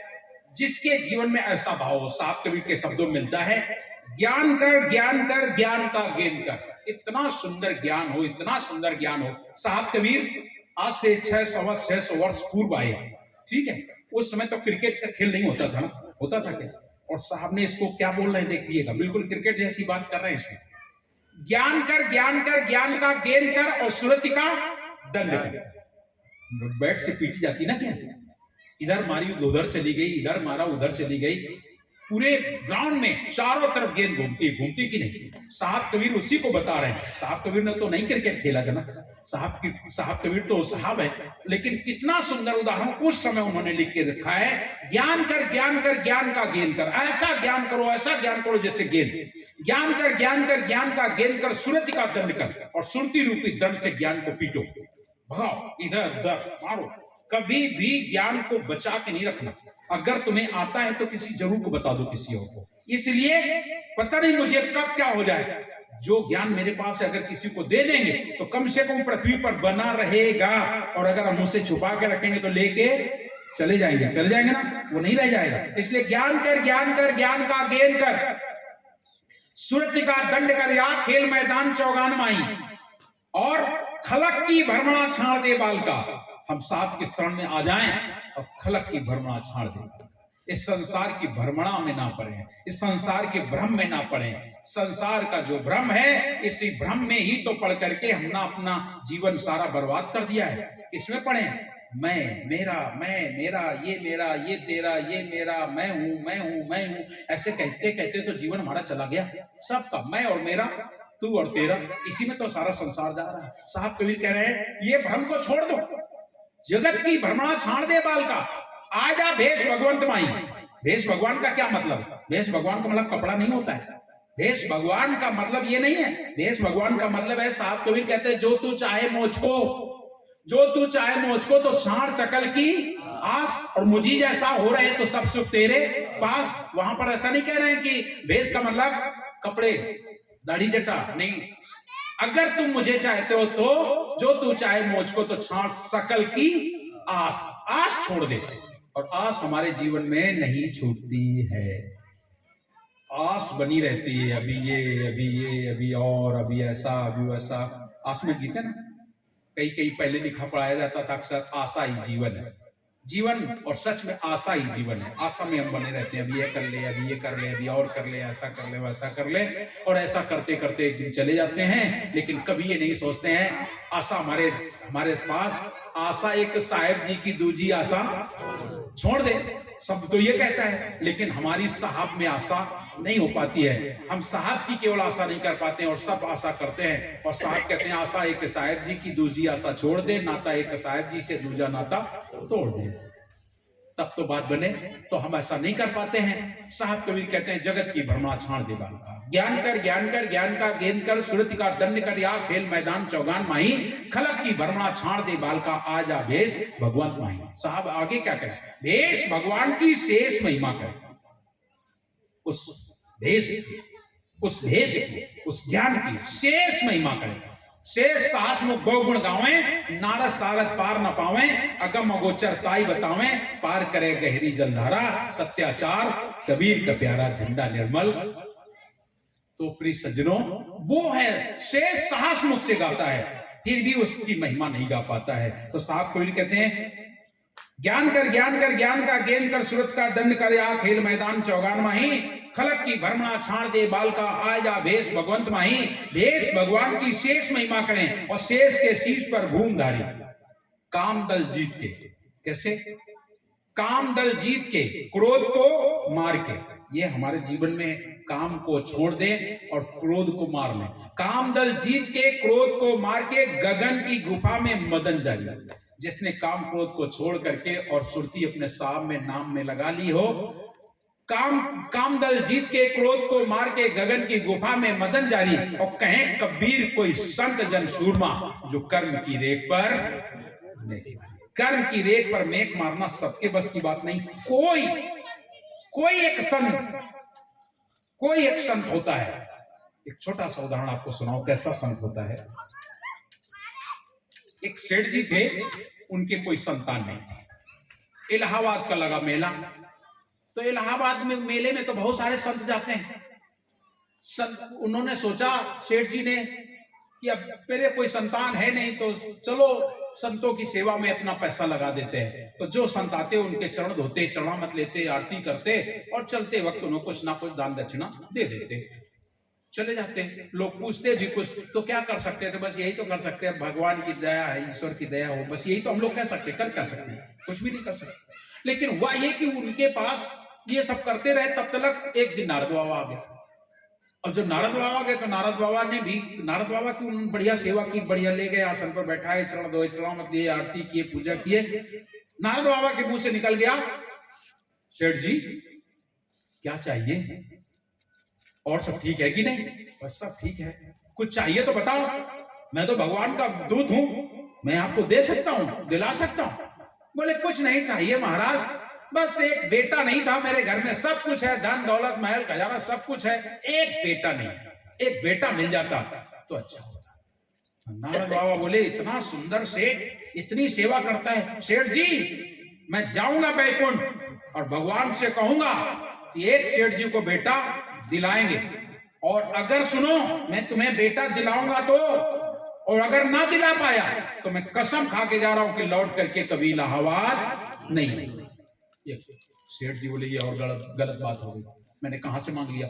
अब अगर ये दिला पाएंगे तो ठीक, और नहीं दिला पाएंगे तो आएंगे नहीं, और आएंगे नहीं तो हमारा ये सब बेकार हो जाएगा, हम जो हमारा ऐसा जोड़ा जड़ाया पैसा और बर्बाद कर देंगे लोग। अरे हम अब कभी नहीं मांगेंगे। देखिए उन सेठ जी ने मन में विचार किया, अब कभी नहीं मांगेंगे। अरे कम से कम संत तो दरवाजे आते रहेंगे, उनकी सेवा तो करते रहेंगे। अगर संतों से हम ऐसे लड़का मांगते रहेंगे, ऐसे कह देते रहेंगे अब आएंगे नहीं तो गड़बड़ हो जाए। नहीं, हम अब कुछ नहीं मांगे। देखिए इधर सेठ जी ये संकल्प में रहे कुछ नहीं मांगना, और उधर नारद बाबा पहुंचे जाके नहा धो करके भगवान विष्णु के दरबार में, और आवाज लगाई भगवान। बोले हाँ। बोले भगवान, एक सेठ जी जो है इलाहाबाद में रहते हैं, हम उनको एक बेटा देने का वादा करके आए, दया करके उन्हें एक बेटा दे दिया जाए। भगवान बोले बेटा देना मेरा काम नहीं, ये काम ब्रह्मा जी का है। तो बोले बुलवाओ ब्रह्मा जी को। बुलवाया गया ब्रह्मा जी को। ब्रह्मा जी से कहा गया देख लो इनका तरह पत्रा खोल के, इनके जो सेठ को बेटा देने को कह के आए हैं उनको बेटा है कि नहीं। जैसे ब्रह्मा जी ने देखा तो बोले जिस सेठ को ये बेटा देने की बात कर रहे हैं, अरे उस सेठ को 7 जन्म तक बच्चे नहीं, 7 जन्म तक बच्चे। नारद बाबा बोले आपने तो मेरा इलाहाबाद छुड़वा दिया, अब मैं इलाहाबाद कहां जाऊंगा। मैं तो वादा करके आया हूं कि जब तक तुम्हें बेटा नहीं होगा मैं लौट के नहीं आऊंगा। इधर सेठ जी ने संकल्प लिया मुझे मांगना नहीं किसी से। अब इधर नारद जी चिंता में पड़ गए, अब इलाहाबाद, और इधर तब तक संत जन आ रहे थे। तो एक महान संत कोई आ गया, उनके चरण धोए, चरणामत लिए, आरती पूजा किया, जो भी खिलाया पिलाया, चलने लगे। महाराज जी के मुख से निकला बच्चा कुछ इच्छा हो तो बता। तो नारद जी, वो सेठ जी बोले महाराज कोई इच्छा नहीं, कोई इच्छा नहीं। अरे नारद जी से मांग लिया तो उन्होंने कहा दिला पाऊंगा तो लौट के आऊंगा, नहीं आऊंगा नहीं, इसलिए मेरी कोई इच्छा नहीं, आप लोग केवल आते रहिएगा, बस इतनी इच्छा है कि आप दरवाजे आते रहे, मुझे कुछ नहीं चाहिए। संत तो परम संत थे, उन्होंने क्या कहा, अरे छाड़ो नारद सारद की बात। देखिए संत जी ने क्या कहा, छाड़ो नारद सारद की बात, 1 2 3 4, और कह के चले गए, कह के चले गए। और तुम्हें बताएं 9 महीने के बाद सेठ जी के यहाँ एक बच्चा पैदा हो गया। 2-2.5 साल बाद फिर एक बच्चा, फिर 2-2.5 साल बाद एक बच्चा, फिर 2-2.5 साल बाद एक बच्चा। मैं तुम्हें बताऊं इलाहाबाद कुंभ आने नहीं पाए, 4 बच्चे, 12 साल में कुंभ पड़ता है, 4 बच्चे घर में जन्म ले लिए।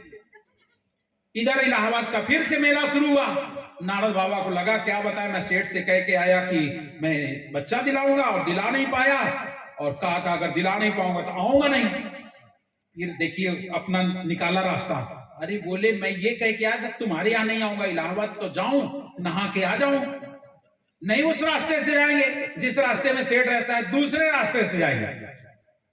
और वो वहां से नारद बाबा चल दिए। और जब नारद जी चल दिए तो प्लीज सुनो, जब वो जा रहे थे तो रास्ता भूल गए। अब उन्हें याद नहीं रहा कहां से आए थे, कहां 12 साल हो गए, भूल गए। और भूल से उसी रास्ते से निकले जिस रास्ते में सेठ जी का मकान। जैसे देखा सेठ जी ने तुरंत पकड़ा, आओ माना जाओ। उन्होंने काम नहीं बंद किया, 4 बच्चे हो जरूर गए, लेकिन ऐसा नहीं कि मिल गए तो काम बंद कर दे ना। संतों का स्वागत सम्मान करना उन्होंने कभी बंद नहीं किया। 4 बच्चे आ गए, वो उनकी कृपा है, आ गए तो आ गए, मैं अपना काम क्यों बंद करूं। अरे इसीलिए तो मिले हैं बच्चे, बड़े खुश थे।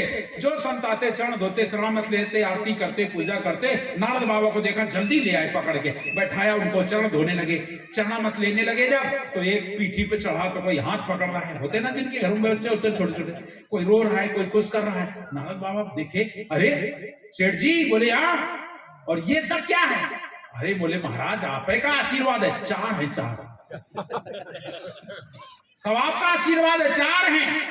नारद बाबा बोले 4, हमसे तो कह रहे थे 7 जन्म तक बच्चे नहीं, इसके 4 बच्चे हैं। नारद बाबा बोले अब हम नहाएंगे नहीं, पहले भगवान के पास जाएंगे। हमसे कह रहे थे बच्चे नहीं, उसके 4 कहां से आ गया। जल्दी वो पहुंचे जाके भगवान के पास, और भगवान से बोले भगवान आप कह रहे थे कि उनके 7 जन्म तक बच्चे नहीं और उसके 4 बच्चे। भगवान बोले बाद में बात करना, मेरा कलेजा बहुत दर्द, पेट बहुत दर्द, भयंकर पेट में दर्द है। बोले हाँ, बाद में तुम्हारे प्रश्न का जवाब मिलेगा। बोले फिर क्या होना चाहिए।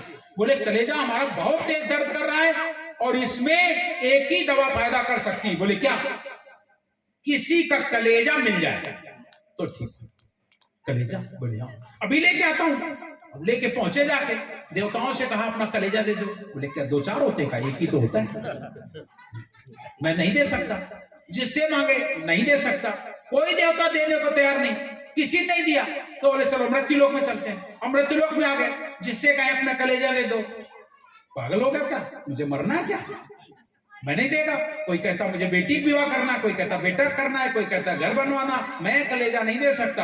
आखिरकार किसी ने कलेजा नहीं दिया। 3 लोक में घूम के आगे किसी ने कलेजा नहीं दिया। आ रहे थे रास्ते में लौट करके कि भगवान से कहेंगे कोई दूसरी दवा बताओ तो ले आए, कलेजा किसी ने नहीं दिया।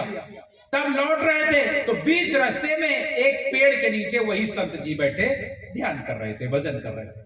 वहां आ गए तो नारद जी को लगा चलो महाराज जी से पूछ लेते हैं, खाली भेष बनाया कि कुछ है इनके पास। आके प्रणाम किए और बोले महाराज, बोले हाँ आपसे कुछ बन सकता है, कुछ धर्म कर्म बन सकता है। बोले मेरे पास क्या है जो कुछ बन जाएगा, मेरे पास तो कुछ नहीं, मैं तो फक्कड़ आदमी हूं, मेरे पास कुछ नहीं। बोले कुछ है, जो है वही दे दे। बोले क्या? बोले भगवान का पेट में दर्द बहुत तेज और कह रहे थे किसी का कलेजा मिल जाए तो ठीक हो जाएगा।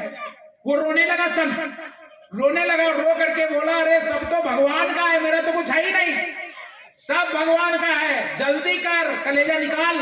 और चाकू लेकर के कलेजा निकाल के तस्तरी में रखा और लग करके ले करके पहुंच गया और जाके भगवान के पास पहुंचा जाके और भगवान से कहा भगवान लो कलेजा। भगवान बोले जिस समय छुरी तुमने लगाई उसी समय मेरा दर्द खत्म हो गया, मेरा दर्द उसी समय खत्म हो गया जैसे छुरी लगी। बोले तो फिर भगवान अब तो तुम्हारा दर्द ठीक हो गया, अब तो बताओ वो सेठ को 7 जन्म तक बच्चे नहीं थे और अब तो उसके पास 4 बच्चे हैं। बोले ऐसा नहीं हो सकता, अभी नहीं बताएंगे, पहले वहीं चलो उसी सेठ के उसी के पास जहां से कलेजा लाए वहीं चलो। हमारा जन दुखी हो और हम यहां बैठे, तुम जिसका कलेजा लाए हो ऐसे कैसे हो सकता, जल्दी चलो। ले के भगवान को आया, कलेजा उठाया भगवान ने और लगाया और लगा के हाथ फिराया।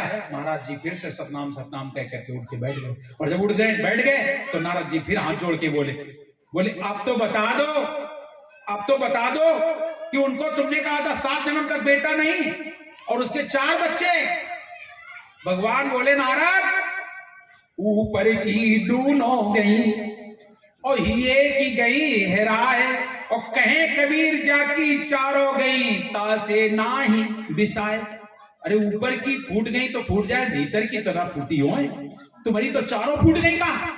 बोले मैं समझा नहीं महाराज, भगवान मैं नहीं समझा। नहीं समझे? बोले हाँ। अरे सारी दुनिया में कलेजा मांग के आए हो, किसी ने दिया? बोले ना। सारे देवताओं के पास गए? बोले हाँ। किसी ने दिया? बोले ना। अरे नारद तुम्हारे पास भी तो कलेजा था, तुम्हारे पास भी तो था, तुमसे सेवा नहीं बन पाई, किसने दी? बोले ये संत जी ने। बोले ये संत हमसे ऊपर हैं, हद चले सो मानवा बेहद चले सो साध और हद बेहद दोनों तजता की मति है अगाध। ये सतपुरुष के हंस हैं और इनसे सेवा बन गई। अरे तुमसे, तुम्हारे पास भी तो कलेजा था, अपना कलेजा निकाल के दे देते कि लो मैं देता हूं तुम्हारा दर्द ठीक हो जाए। दे सके नहीं तो तुमसे कैसे हो सकता, ये तो इनकी कृपा है। इनसे पूछो क्या करके आए, क्या करके आए, पूछो क्या करके आए। बोले मुझे कुछ नहीं मालूम, मुझे कुछ नहीं मालूम। बोले ये 4 रोटी खा के आए और 4 रोटी खाने के बाद सेवा की बढ़िया और इनके मुख से निकल गया छाड़ो नारद सारद की बात 1 2 3 4, यही तो कह के आए हो, कह आए। सेठ जी बोले हाँ कह तो दिया। बोले उसके 4 बच्चे हैं। नारद बाबा सन से रह गए। साहब कबीर कहते हैं ज्ञान कर ज्ञान कर ज्ञान का गेन कर। ऐसे संत लोग अगर हमें मिल जाते हैं तो हमारे कर्म के रेख पर भी मेघ मार दी जाती है। ज्ञान कर ज्ञान कर ज्ञान का गेन कर, सुरत का दंड कर या खेल मैदान चौगान माई, खलक की भरमणा छाड़ दे बाल का आजा भेष भगवंत माई। भेष भगवान की शेष महिमा करें, शेष के शीश पर भूमधारी, काम दल जीत के क्रोध को मार के गगन की गुफा में मदन जारी। और कहें कबीर कोई संत जन सूरमा जो कर्म की रेख पर मेघ मारी। कर्म की रेख पर मेघ मारने का काम कोई बिरला संत होता है, वो ऐसा कर भी सकता है। और नहीं तो हम सब लोग कर्म के बंधन में बंधे हुए हैं। हमारे जीवन में जो कर्म का भोग है वो हमें भोगना ही पड़ता है। आकाश जाए पाताल जाए फोड़ जाए ब्रह्मांड और कहे कबीर कबो न छूटे दे धरे का दंड, तो वो हमें दे रखे। इसलिए हमें कैसा कर्म करना चाहिए, कैसा कर्म करना चाहिए, हम कैसे बचेंगे। एक समस्या ये है कि हम लोग कर्म के बंधन से बच सकते हैं क्या? आप लोग बच सकते हो? कोई उपाय है? साहब कबीर कहते हैं हमारे यहाँ एक उपाय है। आप लोगों ने दुनिया में बहुत सारे भजन सुने होंगे, लेकिन हमारे साहब के भी भजन सुने होंगे। किसी ने ये नहीं कहा कि आप कर्म के बंधन से बच सकोगे या हम तुम्हें बचाएंगे, कोई नहीं कर सकता। सब कहते हैं कर्म का भोग आपको भोगना पड़ेगा। और जिन्हों आप भगवान कहते हो जब वो भोग रहे हैं तो अच्छा बताओ तुम्हें बचा देंगे क्या? आप लोग विचार करो, जब वो खुद भोग रहे हैं, सबको भोगना पड़ा, भगवान विष्णु से लेकर के ब्रह्मा विष्णु शंकर राम कृष्ण और जितने सभी को भोग भोगना पड़ा। भोग आप उसे लीला कहे तो हम लीला भी मान लेंगे, लेकिन किया भोग दिखाया तुम्हें कि करना पड़ा। तो जब ये भोग रहे हैं तो तुम कैसे बचोगे? लेकिन सदगुरु कबीर संसार में आए, एक बहुत सुंदर भजन गाते हैं ये लोग, और उसमें क्या कहते हैं? संतोष सो सदगुरु मोहि भावे, जो आवागमन। और मैं नहीं कहा, साहब ही ये बात कह रहे हैं कि आवागमन से मुझे कोई दूर कर दे, ऐसा सदगुरु मुझे चाहिए। और ऐसा सदगुरु दुनिया में कोई और है नहीं जो तुम्हें आवागमन से दूर कर सके। कहने को कह भी दे तो जब उनके पास है नहीं तो तुम्हें कैसे कर देंगे? कहने के लिए तो कोई भी कह सकता है कि हम तुम्हें आवागमन से दूर कर देंगे, कर देंगे?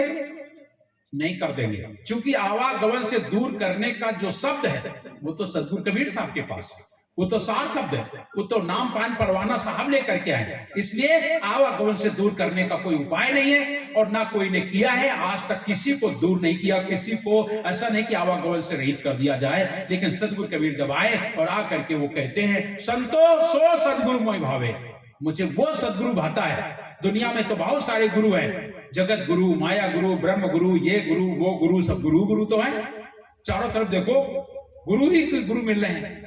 लेकिन हमें वो गुरु नहीं चाहिए, हमें कौन सा गुरु चाहिए? संतोषो सदगुरु मोहि भावे, जो आवागमन मिटाए, जो मेरे आवागमन को दूर कर दे। आवागमन को, और आवागमन को कैसे दूर करेगा? जब आपका कर्म नाश हो जाए, कर्म काट जब भरम नसावे, सदगुरु चरण कमल धर ध्यान, लखे कोई बिरला पद निर्वाण। रामानंद जी ने यह बात कही थी। रामानंद जी, जिस समय रामानंद जी साहब कबीर के पास हैं और लोग जाने क्या क्या उनके साथ व्यवहार किए, रामानंद जी ने जब सदगुरु कबीर को देखा तब रामानंद जी ने एक पद गाया था, लखे कोई बिरला पद निर्वाण। रामानंद जी सदगुरु कबीर को आज सतपुरुष मान रहे हैं। तुम करता तुम साधु हो, तुम देवों के देव, तन मन तुमको अर्पियो, कुल दीक्षा मोए देव। वहां पर रामानंद जी ये बात कह रहे हैं, लखे कोई बिरला पद निर्वाण। तीन लोक में काल सतावे, तीन लोक में काल का काम है, पूरा काल सता रहा है। तीन लोक में काल सतावे, चौथे लोक में नाम निशान, लखे कोई बिरला पद निर्वाण। कर्म काट जब भरम नसावे, कर्म काट जब भरम नसावे, सदगुरु चरण कमल दर ध्यान, लखे कोई बिरला पद निर्वाण। बिन रसना के अंतर ध्यावे, ताविज दर से पुरुष पुराण, लखे कोई बिरला पद निर्वाण। साहेब कबीर रामानंद ध्यान धर देखा, साहेब कबीर का निर्मल ज्ञान, लखे कोई बिरला पद निर्वाण। तो कर्म काट जब भ्रम नसावे, कर्म को काटना सबके बस की बात है। कोई कर्म काट लेगा? कर्म कट नहीं सकता, कट नहीं सकता। और साहब कबीर कहते हैं कर्म काट जब भ्रम नसावे, सदगुरु चरण कमल धर ध्यान। कैसे कर्म नाश होगा? संतोषो सदगुरु मोहि भावे, जो आवागमन मिटावे। कर्म करे रहे अकर्मी। साहब बता रहे हैं कैसे आप कर्म के बंधन से छूट सकते हो। छूट सकते हो आप सब, एक नहीं सब। कैसे? कर्म करे और रहे अकर्मी। लेकिन ऐसा होता नहीं, होता है क्या? कोई भी छोटा मोटा काम हमने कर दिया, 10 जगह गाते हैं, अरे मैंने ऐसा काम किया, मैंने ये किया, मैंने वो किया ना। लेकिन अच्छा बताओ, जो को गलती करे हो तो बताए हो, गलत काम जितने करे हो तो बताओ को कि यो काम हम गलत करो। जितनी तुम चोरी करो, छल करो, कपट करो, प्रपंच करो, दुष्कर्म करो, किसी को आज तक बताते हो? बताते हो? कभी कोई नहीं बताता है। जो व्यक्ति से कोई भी गलत कर्म हो जाए उससे कभी कोई नहीं बताता है। और अच्छे वाले तो यहां तक कि ये कार्यक्रम कर रहे हैं हीरोदास, और इसमें अगर कोई आके सहयोग कर दे, चल भाई मैं तुम्हें इतना सहयोग कर देता हूं, और जाने के बाद वो यहां से निकल के गांव भर में बताएगा, मैं हीरो ने कार्यक्रम कराया था, मैंने ये सहयोग किया था। बस में किसी बेटी का विवाह हो रहा है, आप उसमें कुछ कर देते हो, तुरंत बताते हो, अरे मैंने उस बेटी का विवाह मैंने ऐसा किया था, तब तो उसका शादी हुई थी भाई, मैंने ऐसा किया। कुछ भी हमने कोई भी अच्छा काम किया आप 10 जगह बताते हो ना। और बुरा काम सब छुपा के रखते हो, नहीं बताते हो। ईश्वर देख रहा है। देखिए, बड़ाई लेने के लिए अपना छोटा छोटा काम सब गिना रहा है, और जितना बुराई है वो नहीं किसी को बता रहा कि ये मेरे से गलती हो गई, मैंने किया है, नहीं कभी स्वीकार करता है। साहब कबीर कहते हैं कर्म करे और रहा अकर्मी, ऐसी युक्ति बतावे। सदगुरु ही ऐसे युक्ति बताने वाले हैं, कोई और नहीं। कर्म करके और अकर्ता रहने के युक्ति साहब कबीर बताते हैं। कर्म करे और रहा अकर्मी, ये सबके बस की बात नहीं। हम कर्म करते हैं और कर्म को गाते हैं, बताते हैं मैंने ऐसा किया, मैंने वैसा किया। हम दुनिया में गाते हैं और मेरे मन में तो रहता मैंने ऐसा किया है, मुझे इस बात का घमंड हो जाता है, अरे मैंने इतना बढ़िया काम किया या ऐसा काम किया। साहब कबीर कहते कर्म करे और रहे अकर्मी, ऐसी युक्ति बतावे और रहे सदा आनंद फंद से न्यारा, भोग में जोग लखावे संतोष सो सदगुरु में भावे। मुझे भोग में जोग लखा दे।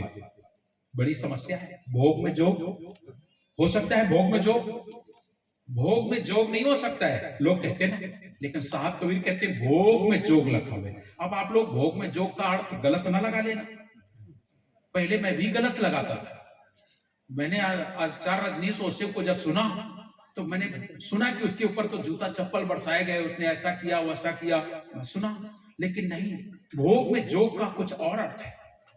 भोग में जोग का मतलब ये कि संसार में रहकर, परिवार में रहकर, भोग में जोग का मतलब परिवार में रहकर। भोग में जोग का मतलब ये नहीं कि जिह्वा इंद्रिय हमारी मांस खाना चाहे तो मांस खिलाओ, इसको दारू पीना चाहे तो दारू पिलाओ, ये भोग में जोग नहीं, ये भोग नहीं, ये तो प्रबल हो जाएगी, ये तो अंत तक। दारू पीने वालों को जिनको नशा हो जाता है, मरते समय पड़ा है तब भी कहता थोड़ी कोई पिला दे, कहता है कि नहीं, कहता है, मरते समय भी वो कहेगा थोड़ी दारू पिला दो।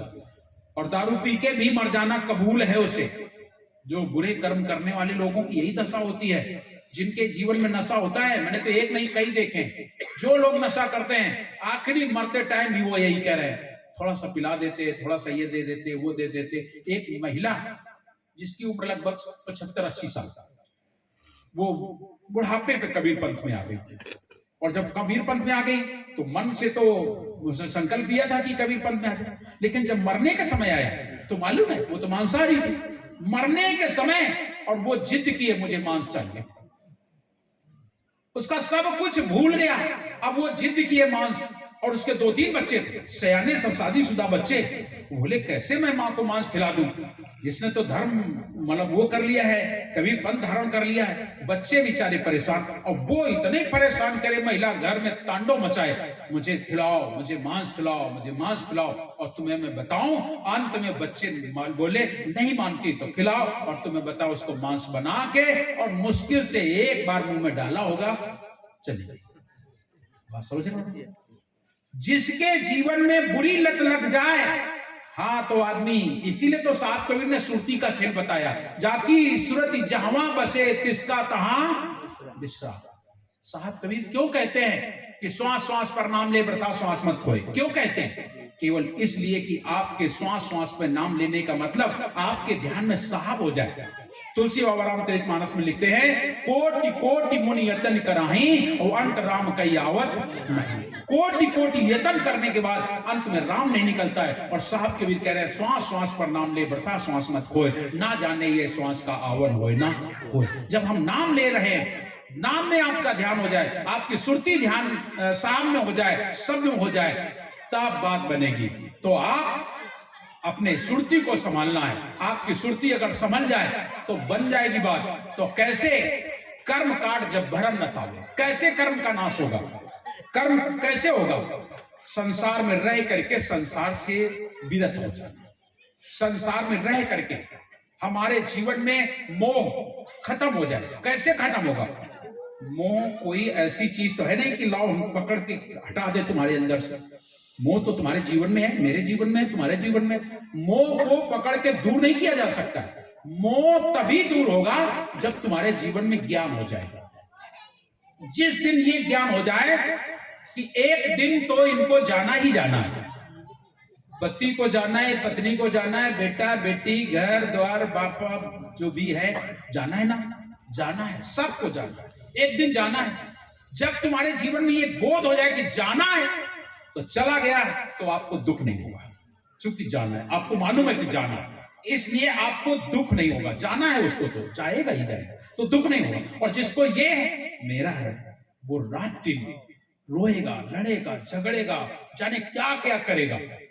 आप इतना परेशान होते हो, हमारे घर में कोई बेटा बेटी परिवार का कोई खत्म हो जाता है, माताएं दुबली हो जाती हैं, सूख जाती हैं, परिवार के लोग परेशान होते हैं, इतना मोह जीवन में होता है कि नहीं होता है? लेकिन जिसके जीवन में ज्ञान होता है, एक माता जी को एक बच्चा खत्म हो गया, अकेला था बेटा, बुढ़िया भी अकेली थी, बेटा हो गया खत्म। अब खत्म हो गया तो गांव के लोग बोले लाओ इसको कफन दफन कर दिया जाए। तो जाएं तो बेटे को छुटाए तो दे ना, लगाए सीने से, दे ही ना। बहुत रोए, एक दिन 2 दिन हो गए, गांव वाले परेशान किए, बच्चा घर में रखे है और बताओ ये दे नहीं रही है, बड़ा परेशानी। सारे लोगों ने बड़े उपाय कर डाले, लेकिन वो बुढ़िया ने बच्चा दिया नहीं। अब गांव के लोग परेशान किए, बदबू आने लगेगी, अभी परेशान हो जाएगी सब लोग। अब उसने क्या किया, गांव वाले ने बोले शायद कोई मिल जाए, कुछ इसको समझा दे। तो गांव वालों ने देखा, एक महाराज जी थे गांव के बाहर, बुढ़िया से बोले बेटा, माता जी, बोले हाँ, अब तो रोना बंद कर। बोले क्यों, क्या बात हो गई? बोले तेरा बच्चा एकदम ठीक हो जाएगा। ठीक हो जाएगा? बोले हाँ। बताओ क्या करना है? महाराज जी के पास चलो। महाराज जी के पास पहुंची जाके बुढ़िया, महाराज जी को गांव वालों ने पहले बता दिया था, कुछ उपाय करो नहीं तो ये गांव बर्बाद हो जाएगा, जाने क्या होगा, इसको समझाओ कुछ। महाराज जी के पास बुढ़िया गई, बच्चे को ले करके गोद में लिए और पहुंची जाके बुढ़िया से कहा महाराज जी ने कि देख, मैं तेरे बच्चे को एकदम ठीक कर दूंगा, अभी ठीक कर दूंगा, एक शर्त है। बोले क्या? तू गांव में जा, कहीं से थोड़े से मुट्ठी भर सरसों ले आ, सरसों ले आ किसी घर से मांग। ठीक है महाराज, अभी जाता हूं। बोले एक बात तो सुन, सरसों तो लाना, लेकिन उस घर से लाना जिस घर में कोई मरा ना, उस घर से मांग। अब वो निकली बुढ़िया, बगल में पहुंची, बोले मुझे थोड़े सरसों दे तो दिए उसने। ले लो, थोड़े का, कितने चाहिए? जितने लेना हो ले लो। नहीं, थोड़े चाहिए, महाराज जी ने मंगाए, ले लो। तो बुढ़िया को याद आ गई बात, बोले एक बात बताओ। बोले क्या? तुम्हारे घर में कोई मरा तो नहीं है? बोले आपको पता नहीं, अभी तो साल भी नहीं बीता, मेरे बाबा खत्म हो गए। तो बोले नहीं, तुम्हारे यहाँ नहीं चाहिए। दूसरे के यहाँ गए, उससे भी मांगा, उसने भी देने, सब लोग देने को तैयार, लेकिन कोई कहता दादा मरा, कोई कहता काका मरा, कोई कहता चाचा मरा, किसी की बहू मर गई, किसी की बेटा मर गया, किसी की दादा। पूरे गांव में कोई ऐसा नहीं मिला कि जिसके घर में कोई मरा ना। आखिरी में पूरा गांव मांगते मांगते जब आई तो बुढ़िया को खुद ज्ञान हो गया कि जब पूरे गांव में सब मरे तो मेरा ही मर गया तो क्या हुआ भाई? मर गया माने मर गया। आके महाराज जी के पास हाथ जोड़ के बोली, महाराज तुमने मेरे नेत्र खोल दिए, जाओ भाई गांव वालों ले जाओ इसको, कफन दफन कर दो जाके। बात समझ रहे हो? विवेक, जब हमारा विवेक जागता है, और संत जन ऐसे विवेक जगाते हैं, संत जनों के पास कुछ होता थोड़ा है, वो तो कोई ना कोई उदाहरण, कोई ना कोई उपाय ऐसा दे देते हैं, उससे हो जाता है, लोगों का विवेक जाग जाता है। और अगर एक बार विवेक जाग गया, जैसे बुढ़िया ने दे दिया, खुशी हो गई, कोई मतलब नहीं, गया मैंने गया, वो तो मरना ही मरना, सब मर गए जब, तो हम क्या? अरे राम चले गए, लखन चले गए चारों भैया, कोई ना रहिया जगत चला जाए, गोपी चले गए, ग्वाल चले गए, कृष्ण कन्हैया, कोई ना रहिया जगत चला जाए। चला जाएगा, कोई नहीं रहने वाला है, केवल सत्य नाम रहवैया, सब जगत चला जाए, केवल सत्य नाम रहने वाला है, नाम रहने वाला है। इसलिए कर्म करे और रहा अकर्मी, ऐसी युक्ति बतावे, ऐसी युक्ति बताने वाले हमारे साहब हैं। सदगुरु कबीर कह रहे हैं कर्म करो और क्या कहते हैं, कर्म करते रहिए, फल की आशा छोड़ करके, फल की आशा त्याग करके कर्म करते रहिए, और जाय विधि राखे साहेब ताई विधि रहिए। फल की आशा छोड़ कर, हमारे जीवन में फल की आशा नहीं होना चाहिए। हमने ये किया तो हमें ये मिल जाए, अगर ये आशा है कि ये मिल जाए तो मिलेगा, कम मिलेगा, ज्यादा मिलेगा ना, आस लगाए तुम। और आशा छोड़ के रहे निराशा, कहे कबीर तब देख तमाशा। आशा छोड़ दो, आशा एक साहेब जी की, दूजी आशा छोड़ दे, नाता एक साहेब जी से, दूजा नाता तोड़ दे, बात बच जाएगी। तो साहब कबीर कहते हैं कर्म करे और रहे अकर्मी। अकर्मी का मतलब यही है, अकर्ता होने का मतलब हम कर्म की करने के बाद कर्म तो करना ही पड़ेगा। और दो ही कर्म होते हैं, एक पाप कर्म, एक पुण्य कर्म, दोनों करने होते हैं, और दोनों करते हैं आदमी। तो हमें ये तो विवेक हो ही जाना चाहिए कि पाप क्या है, पुण्य क्या है। पाप कर्म को छोड़ दीजिए और पुण्य कर्म भी करें, कर्म करके, लेकिन हम अकर्ता बढ़ जाए। हमने कुछ नहीं किया, हम कुछ करने वाले नहीं है, करने वाला कोई और है, करे करावे आपने जने बड़ाई दे। दुनिया वाले लोगों को बड़ाई मिलती है, हमने ऐसा किया, तुमने ऐसा किया, उन्होंने ऐसा किया। तो साहब कबीर कहते हैं जने बड़ाई दें, और कबीर झरोखे बैठ के सबका मुजरा ले। झरोखे में बैठ के सबको देख रहे हैं। इसलिए हमारे जीवन में कर्म कैसा होना चाहिए? सदगुरु संतोषो सदगुरु में भावे, जो आवागमन मिटावे। कर्म करे और रहे अकर्मी, ऐसी युक्ति बतावे। कर्म करके अकर्ता। एक छोटा सा उदाहरण आपको सुनाता हूं। देखिए क्या होता है, हमारा कर्म कैसा होता है और कैसे हम लोग अकर्ता हो सकते हैं। बहुत सुंदर एक है, एक सेठ जी के पास बहुत सारा पैसा था, जमीन जायदाद वाले थे, संतान कोई नहीं थी। उन्होंने सोचा क्या करें, मेरा पैसा बर्बाद हो जाएगा, किसी को मिलेगा, कोई जुआ खेलेगा, कोई दारू पिएगा, कोई मांस खाएगा, मेरे मरने के बाद तो यही होगा ना, किसी को भी मिलेगा, पता नहीं क्या करें। क्यों ना हम अपने पैसे का स्वयं सदुपयोग कर ले। मन में तो विचार आ गया कि सदुपयोग कर ले, लेकिन सदुपयोग हो कैसे? सोचने तो लगा खूब, लेकिन देखिए सोचना अलग बात होता है, करना बहुत कठिन होता है। और उसने सोचा क्या करे पैसे को, तो चलो किसी की बेटी की शादी में लगा दें। फिर बोला बेटी की शादी में लगा देंगे, कौन याद करता है, शादी हो जाएगी इसके बाद कोई याद नहीं करेगा, इसको देना ठीक नहीं। किसी गरीब को दे दे, अरे बोले ये भी खाएगा पिएगा फिर बाद में भूल जाएगा। किसी की पढ़ाई में लगा देते, पर कई बातें सोचने के बाद उसको कोई निष्कर्ष नहीं निकला। कुछ लोगों ने सुना कि फलाने दादा कहते हैं हम अपना धन खर्च करना चाहते हैं, तो सब लोग अपने अपने ढंग से बताने लगे, उनको दे दो उनको दे दो, लेकिन उसकी बात समझ में नहीं आई। अंत में एक व्यक्ति के समझ में आई, वो आके बोला, बोले दादा, बोले हाँ आप कुछ करना चाहते हो? बोले हाँ बताओ, कुछ हो तो हम अपना पैसा सदुपयोग कर ले। बोले एक बात मैं बताऊं? बोले बताओ। तुम अगर मंदिर बनवा दो तो तुम्हारा पैसा सार्थक हो जाएगा, तुम्हारा नाम भी हो जाएगा और पैसा भी सार्थक हो जाएगा। बोले तुमने बात अच्छी बताई, चलो एक मंदिर बनवा देते हैं। एक बढ़िया सुंदर खेत थे जहां पर, वहीं पर उसने विशाल एक मंदिर की स्थापना की। बहुत मंदिर बढ़िया बन गया। और जब मंदिर बन गया तो कुछ लोग बोले इसके पास पैसा तो बहुत है ही है। बोले महाराज बाबा आपने मंदिर तो बनवा दिया, लेकिन पानी पीने के लिए कोई साधन नहीं किया, एक कुआं भी तो होना चाहिए। तो बढ़िया एक सुंदर कुआं बनवा दिया। कुछ लोग आए, तुम्हारे पास है सब, क्या करोगे ले जा करके? इतना सारा पैसा है, ये कुआं से पानी नहीं पूरा पड़ेगा, अरे कुछ और कर देते। बोले क्या कर दे? बोले 1-2 एकड़ में बढ़िया एक तालाब बनवा दो। तो उसने सोचा मंदिर भी बढ़िया है, सामने कहीं तालाब हो जाए तो और सुंदरता हो जाएगी। तो बढ़िया सुंदर बनवाया और संगमरमर की सीढ़ी लगवा दी पूरे। कुछ लोग आए बगीचा बनवा देते, बहुत सुंदर बगीचा भी उसने बनवा दिया।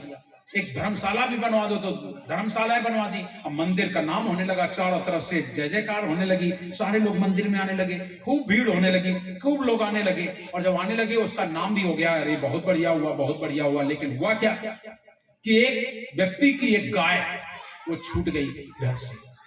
अब गाय निकली तो चरते हुए और बाग में पहुंची जाके, और उसी बाग में चरती रही, लगी प्यास तो देखा तालाब, तो तालाब में उतर गई।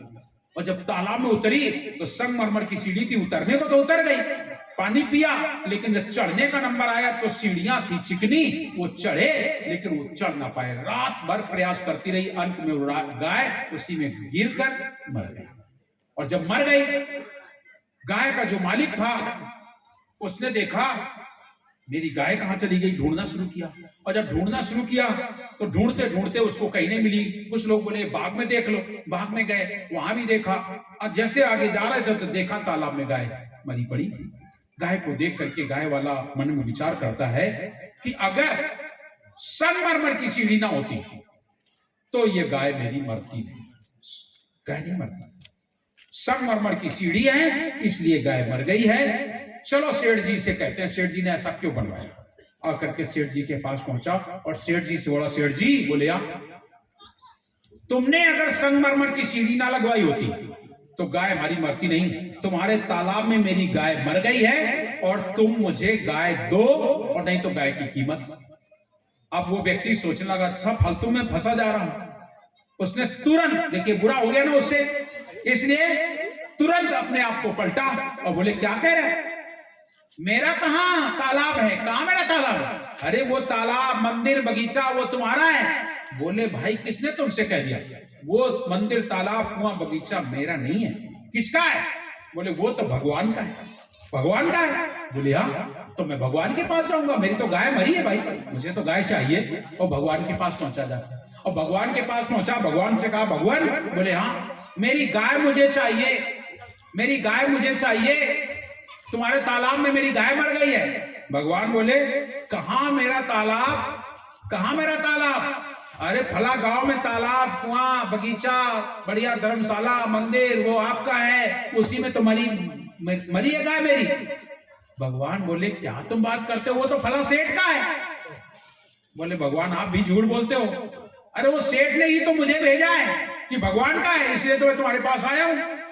भगवान बोले सेठ जी, अरे भैया मेरा नहीं है वो तो सेठ जी का ही है।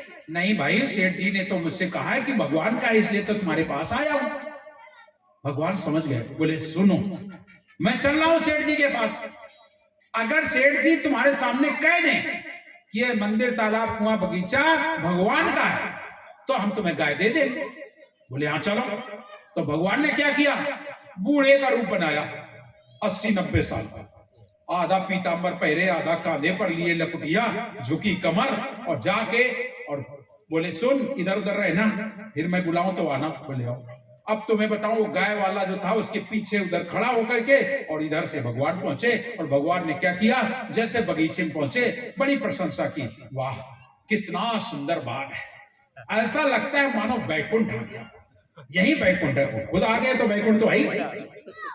अब बड़ी प्रशंसा करने लगे, और प्रशंसा करने लगे, आगे बढ़े, अरे वाह बढ़िया धर्मशाला भी है, कुआं भी है, बाग भी है, बहुत सुंदर बहुत सुंदर, क्या सुंदर।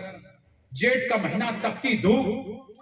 कहने लगा, भगवान कहने लगे कितना सुंदर लगता है, बड़ी बड़ी बातें करने लगे। तो वो गाय वाला सुन रहा था, धन्य है उसके माता पिता, धन्य है उसका कुल परिवार, जिसने मंदिर बनवाया, कुआं बनवाया, बगीचा बनवाया, जैसे कहा धन्य है उसके माता पिता, कुल परिवार। और सेठ जी के कान में आवाज पड़ी, सेठ जी सोचे जानता नहीं लगता। सेठ जी पास में पहुंचे, बाबा क्या बात है? बोले कुछ नहीं बेटा, इतना सुंदर बगीचा, ऐसा लगता है स्वर्ग आ गया हो पृथ्वी पर, कितना सुंदर बगीचा, तालाब, कुआं, मंदिर, वाह क्या आनंद आ रहा है। बोले बाबा तुम्हें नहीं पता? बोले बेटा मुझे नहीं पता। सेठ जी बोले बेट बाबा मेरा है, मेरा। जैसे कहा मेरा, भगवान ने सोचा शायद फिर पलट जाए, भगवान ने फिर कहा बच्चा जिसका हो, मुझे क्या लेना देना, सब जिसका हो, धन्य है उसके माता पिता, धन्य है उसका कुल परिवार। बोले बाबा अभी भी विश्वास नहीं? मेरा है, ना मानो तो किसी से पूछ लो। ए भला नहीं डरा, बुलवाया, ये मंदिर कुआं तालाब किसका है? बोले इन्हीं का है महाराज।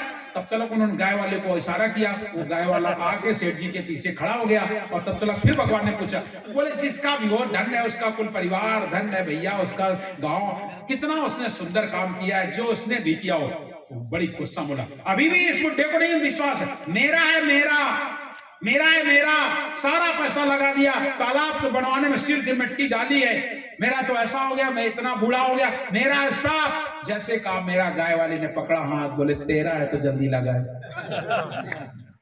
अगर तेरा है तो ला जल्दी गाय। क्यों भाई, सेठ जी को गाय देनी पड़ गई कि नहीं देनी पड़ गई? और अगर सेठ जी अभी भी अपनी बड़ाई सुनने के बाद भी कह देते कि भगवान का है, तो गाय किसको देनी पड़ती? देनी पड़ती ना। बात समझ रहे हो ना? ऐसे ही हमारा जीवन है, हम भी अच्छा काम करते हैं, और जरा सी भी किसी ने बात कही तुरंत मैंने किया, मेरा है, मैंने किया, मेरा है, करने लगते हो ना।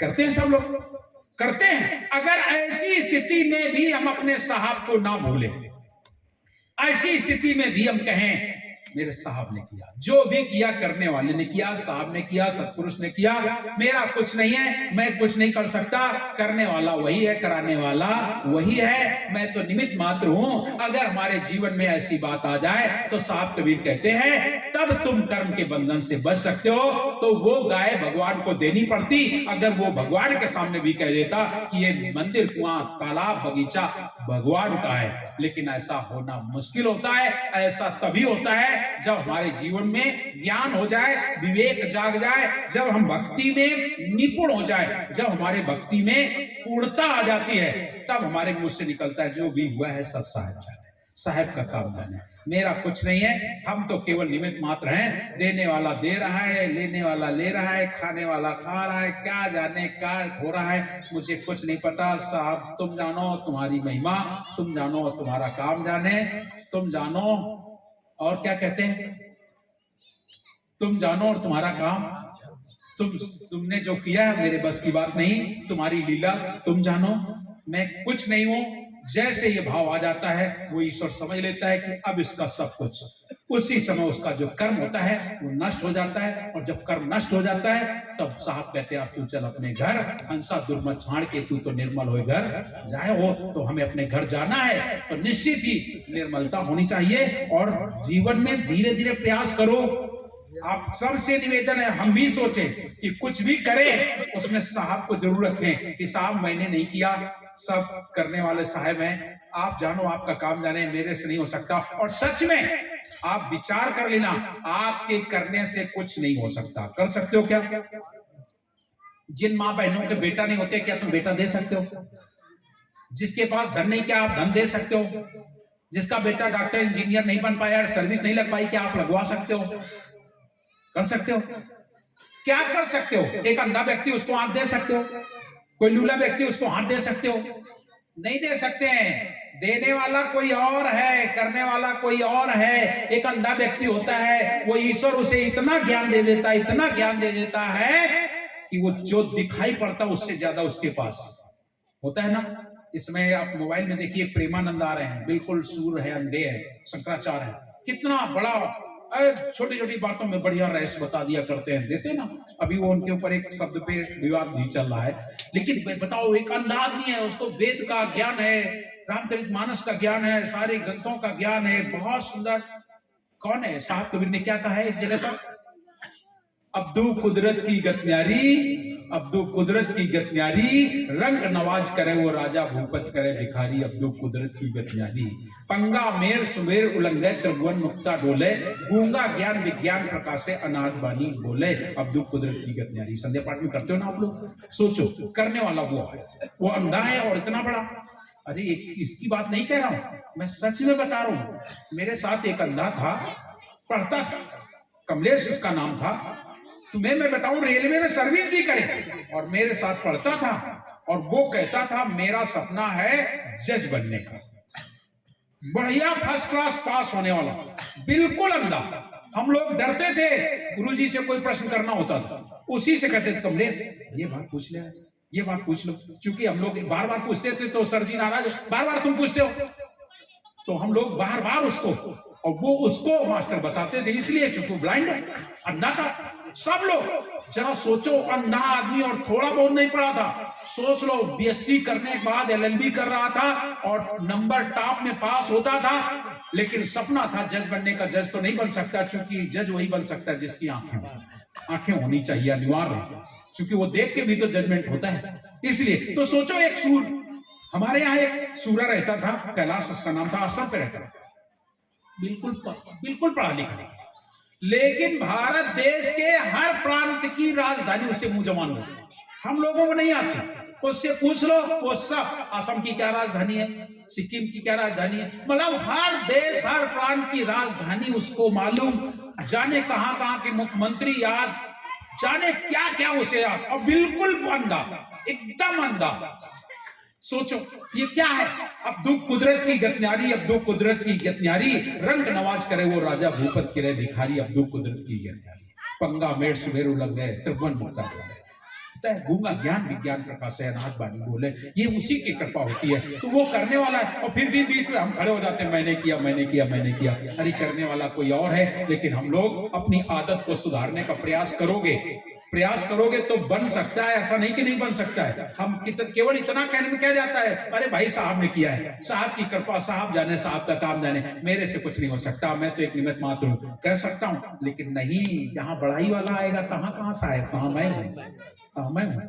इसलिए साहब कबीर कहते हैं, शब्द में आ जाए, साहब कबीर कहते हैं नाम के लिए बता रहे थे। बालापन हंस खेल कमाया तुझे याद न आई, कर कर प्यार पिता माता ने सुख की नींद सुलाई। अरे हाँ सुख की नींद सुलाई, नादान रहा नहीं ध्यान रहा नहीं समझा सारा सार रे, ये झूठी सारी नागरिया नाम भजले रे सतनाम भजले रे, क्यों भूल गया इकरार रे। इसके बाद बालापन हंस खेल कमाया तुझे याद न आई, कर कर प्यार पिता माता ने सुख की नींद सुलाई।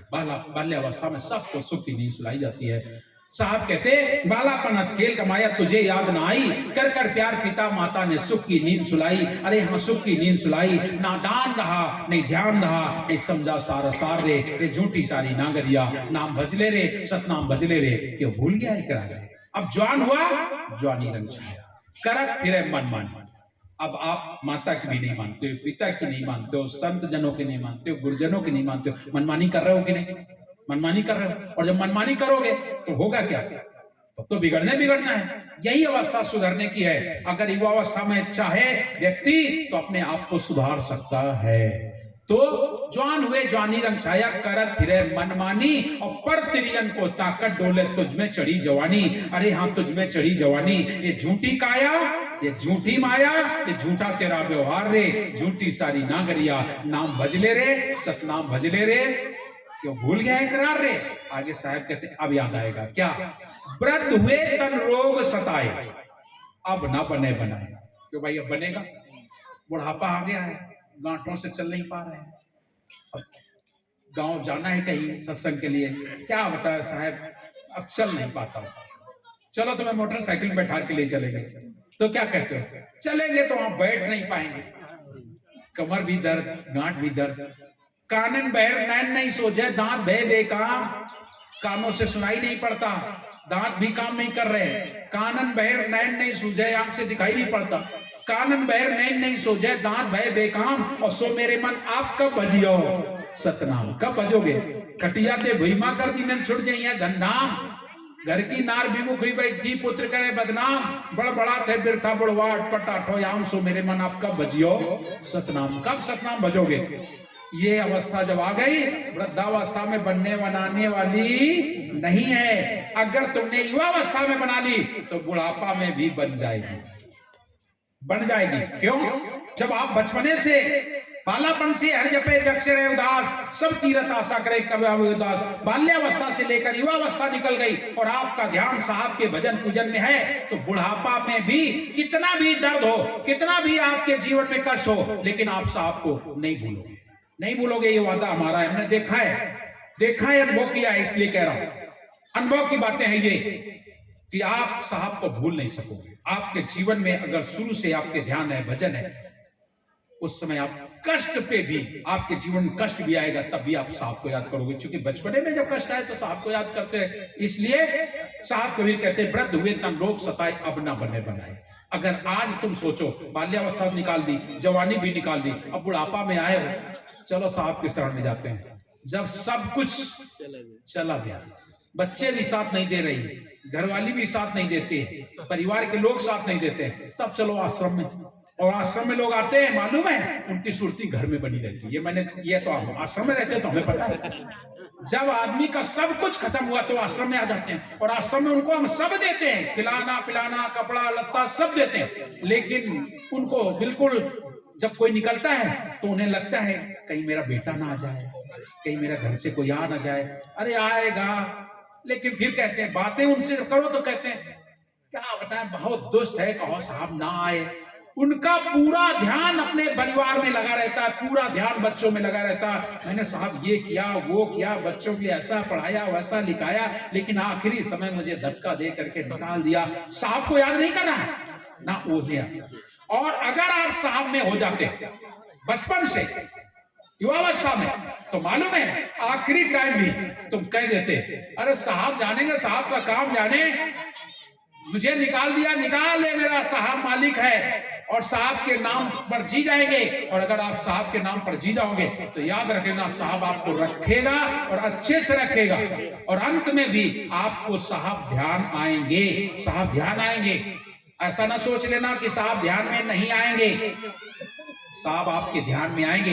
हमारे गुरुजी जी का जब लोक गमन हुआ तो हम लोग थे वही मौके पर, हम और चाचा जी हमारे थे, 2 लोग, और लोग थे, बहुत सारे लोग रहे होंगे आश्रम में, लेकिन नजदीक में हम 2 लोग। तो उनको हल्का सा दर्द हो रहा होगा, बिल्कुल, और लगभग 95 वर्ष की उम्र थी और जीवन में कभी बीमार नहीं हुए।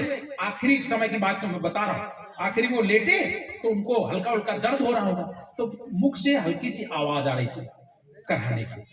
तो हम लोगों ने सोचा कि ऐसा ना हो कि साहब का ध्यान भटक जाए, तो हम लोग कहें कि गुरुजी साहब नाम का ध्यान रखना, नाम पर ध्यान करो, नाम याद करो। तो मालूम है गुरुजी हमारे क्या करें, तुम भजन करो। हमसे बोले तुम भजन करो। अब हम लोग समझ नहीं पाए, तो हम लोग भजन गाने लगे। भाई भजन गाते ना, तो ये सब लोग ऐसे भजन गाने लगे। जब भजन गाए तो चुप हो जाए, और जब भजन बंद करे तो फिर हल्की सी आवाज आए। थोड़ी देर के बाद कई भजन हो गए और बराबर ये चलता रहा सिलसिला, उनके मुख से हल्की सी आवाज आए और हम लोग यही बात कहें कि साहब भजन करना, ध्यान करना, और वो बड़ी उसमें कहे हल्की सी आवाज से तुम भजन करो, और वो अपना अपने काम में लगे। आखिरी में हमसे बोले, बिल्कुल लास्ट, जब 11 बज गया रात को, तो बोले क्या बताए, आज मैं इतना ध्यान कर रहा हूं साहब का, इतना भजन कर रहा हूं, लेकिन मेरे शरीर से आज दर्द नहीं जा रहा। जबकि उनके जीवन में कभी दर्द नहीं हुआ, लेकिन कह रहे आज मेरे शरीर से दर्द नहीं जा रहा है, इतना ध्यान करता हूं। गिनती बताई कि मैं इतनी बार नाम का सुमिरन कर चुका हूं।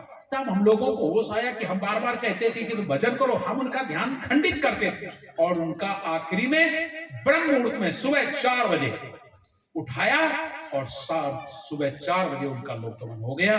मैं आपसे निवेदन करता हूं, अगर आपका ध्यान साहब में है तो दुनिया की कोई ताकत नहीं है जो कि आपके ध्यान को डिगा दे। कोई नहीं डिगा सकता है, केवल अभी से आप ध्यान करो। इसीलिए तो कहते हैं साहब, श्वास श्वास पर नाम ले, वृथा श्वास मत खोए, और ना जाने ये श्वास का आवर होए ना होए। श्वासा की कर सुमरनी, कर अधिपा को जाप, परम तत्व को ध्यान धरे सोहंग आपे। अंत में क्या याद आता है आप लोग बताओ। अगर कोई व्यक्ति का लोकगमन हो रहा है, आपने देखा होगा कई बूढ़ों को मरते देखा होगा, अंत में क्या याद आता है। मैंने कुछ लोगों को देखा, क्या देखा, कोई कहता मुझे ये बेटी दिखा दो, कोई कहता बेटा दिखा दो। कुछ लोगों को होता है अपने बच्चों को बुला के उनके सिर पर हाथ फिराएंगे और कहेंगे बेटा अच्छी तरीके से रहना, तुम 2 भाई हो, बराबर बराबर बांट लेना, ले लेना, लड़ना नहीं, झगड़ना नहीं। यही तो बताएंगे, ये बता रहे हैं, ये भी बताते हैं लोग, मैंने देखा है। क्यों, उनका ध्यान उसी धन में बना रहा, तो धन को बता देंगे बेटा वहां रखा है, ऐसा रखा है, इसको ले लेना, दे लेना, ऐसा कर लेना, वैसा कर लेना। कुछ बुजुर्ग तो 8 दिन पहले से बताने लगते हैं कि बेटा अब लगता है मेरा समय आ गया है, और सुन ऐसा करना कि मेरा काम करना पड़ेगा, तुझे चौका आरती कराना पड़ेगा या 13वीं कराना पड़ेगा, तो कहां कहां निमंत्रण देगा, क्या करेगा, इनको बुला लेना, उनको बुला लेना, कुछ भूल जाना तो दादा से पूछना। ये कुछ लोगों को मैंने 8 दिन पहले से बताते देखा, पहले से लोग बताने। तुम्हारी सुरती वहीं लगी है, वहीं लगी है, प्रपंच में लगी है। चर्चा तुम्हारी कहां लगी है, बेटा में, बेटी में, घर में, द्वार में, धन में, वहीं सुरती। अरे खूब खाओ, मैं मना थोड़ा कर रहा हूं, खूब धन अर्जित करो, लाओ, दो, खाओ, पियो, खा लो, पी लो, ले लो, दे लो, यह बात है अच्छी। और दिनाचार सदगुरु का भजले का बांधे गांठी, और दीवाने मन को तेरा साथी। कर लो, लेकिन ध्यान साहब में रखो। आया है साहब की दया, जा रहा है साहब की दया, आना जाना तो उसका काम है। अपना ध्यान साहब में लगाने का प्रयास करो, और अगर आप अपना ध्यान साहब में लगाओगे तो अंत समय में भी साहब याद आएंगे। मैंने कई लोगों को देखा है, आखिर में पूछता हूं, या कोई देखना बुजुर्ग अगर मर रहा है और अगर आप उससे बात करो तो कहेंगे मुझे तो साहब दिखाई पड़ रहे हैं, मुझे तो चौका आरती दिखाई पड़ रहा है, मुझे तो वो गुरुजी दिखाई पड़ रहे हैं। क्यों, उनका ध्यान गुरुजी में है, इसलिए उन्हें गुरुजी दिखाई पड़ते हैं। हमारे यहाँ एक लोगों का लोकगमन हुआ, तो वो अपने बेटों से कहें कि देखो गुरुजी आए, उनके लिए बिछाओ बिस्तर, सोचो आखिरी श्वास, गुरुजी आए, बिस्तर बिछाओ। अब उन बच्चों ने कहा वहां तो कुछ दिख नहीं रहा, तो उन्होंने कहा हाँ ऐसे किया, हाँ ठीक है। बोले गुरुजी आ गए, उनको पानी पिलाओ, पानी पिलाओ। तो घड़ा वड़ा रखा होगा, उससे पानी लेके आए, ले आया, वो सोचे इनको पीना है, तो देखिए पड़े और अंधे हो गए थे। आखिरी में बिल्कुल महीने 2 महीने सुने दिख नहीं रहा, आखिरी में आवाज लगाते हैं ये झूठा पानी पिलाओगे, अरे साफ सुथरा पानी भर के लाओ। तो बच्चे सोचो घड़े से पानी लाए, और वो बता रहा है अंधा, बिल्कुल अंधा हो गया था, महीने 15 दिन से दिखाई नहीं पड़ा। बोले झूठा पानी गुरुजी को पिलाओगे, साफ पानी लाओ। तो जाकर के कुआं था, उसमें कुएं से पानी निकाल के लाया गया और उनको 2 चम्मच पानी पिलाया, उनको खुद पिलाया। और पीने के बाद बोले अब साहब को खाना खिलाओ। खिचड़ी बना, खिचड़ी की बात कही।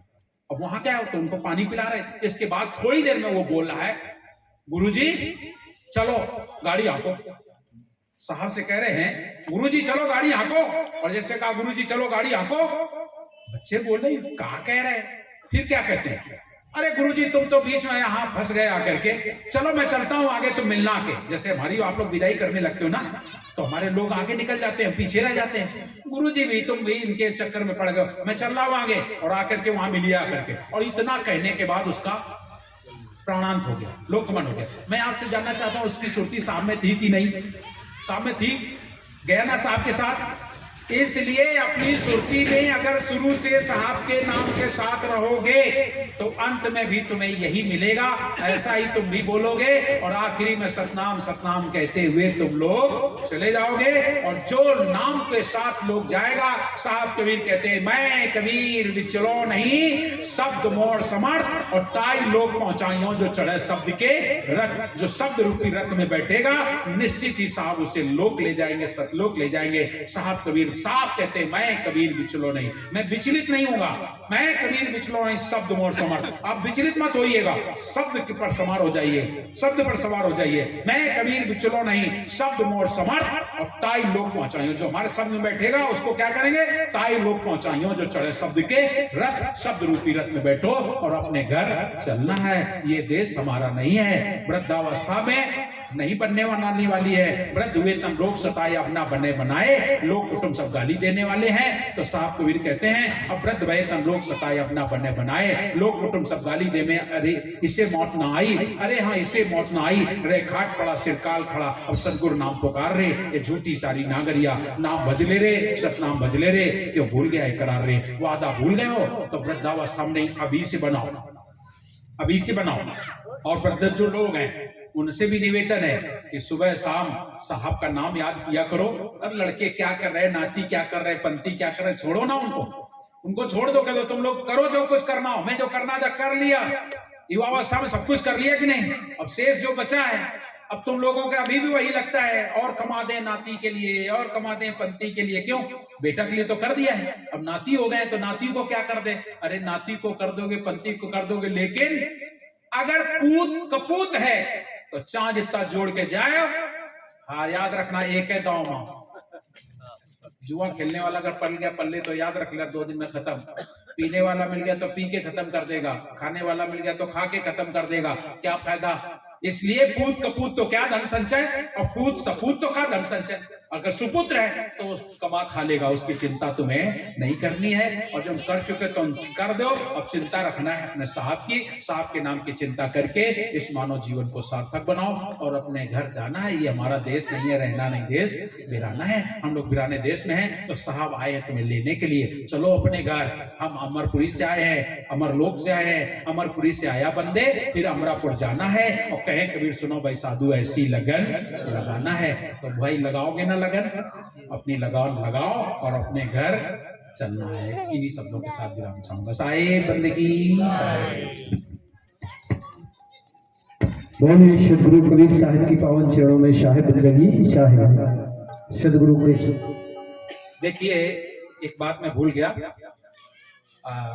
साहब हमारे उदित मीनाम साहब का आगमन हुई।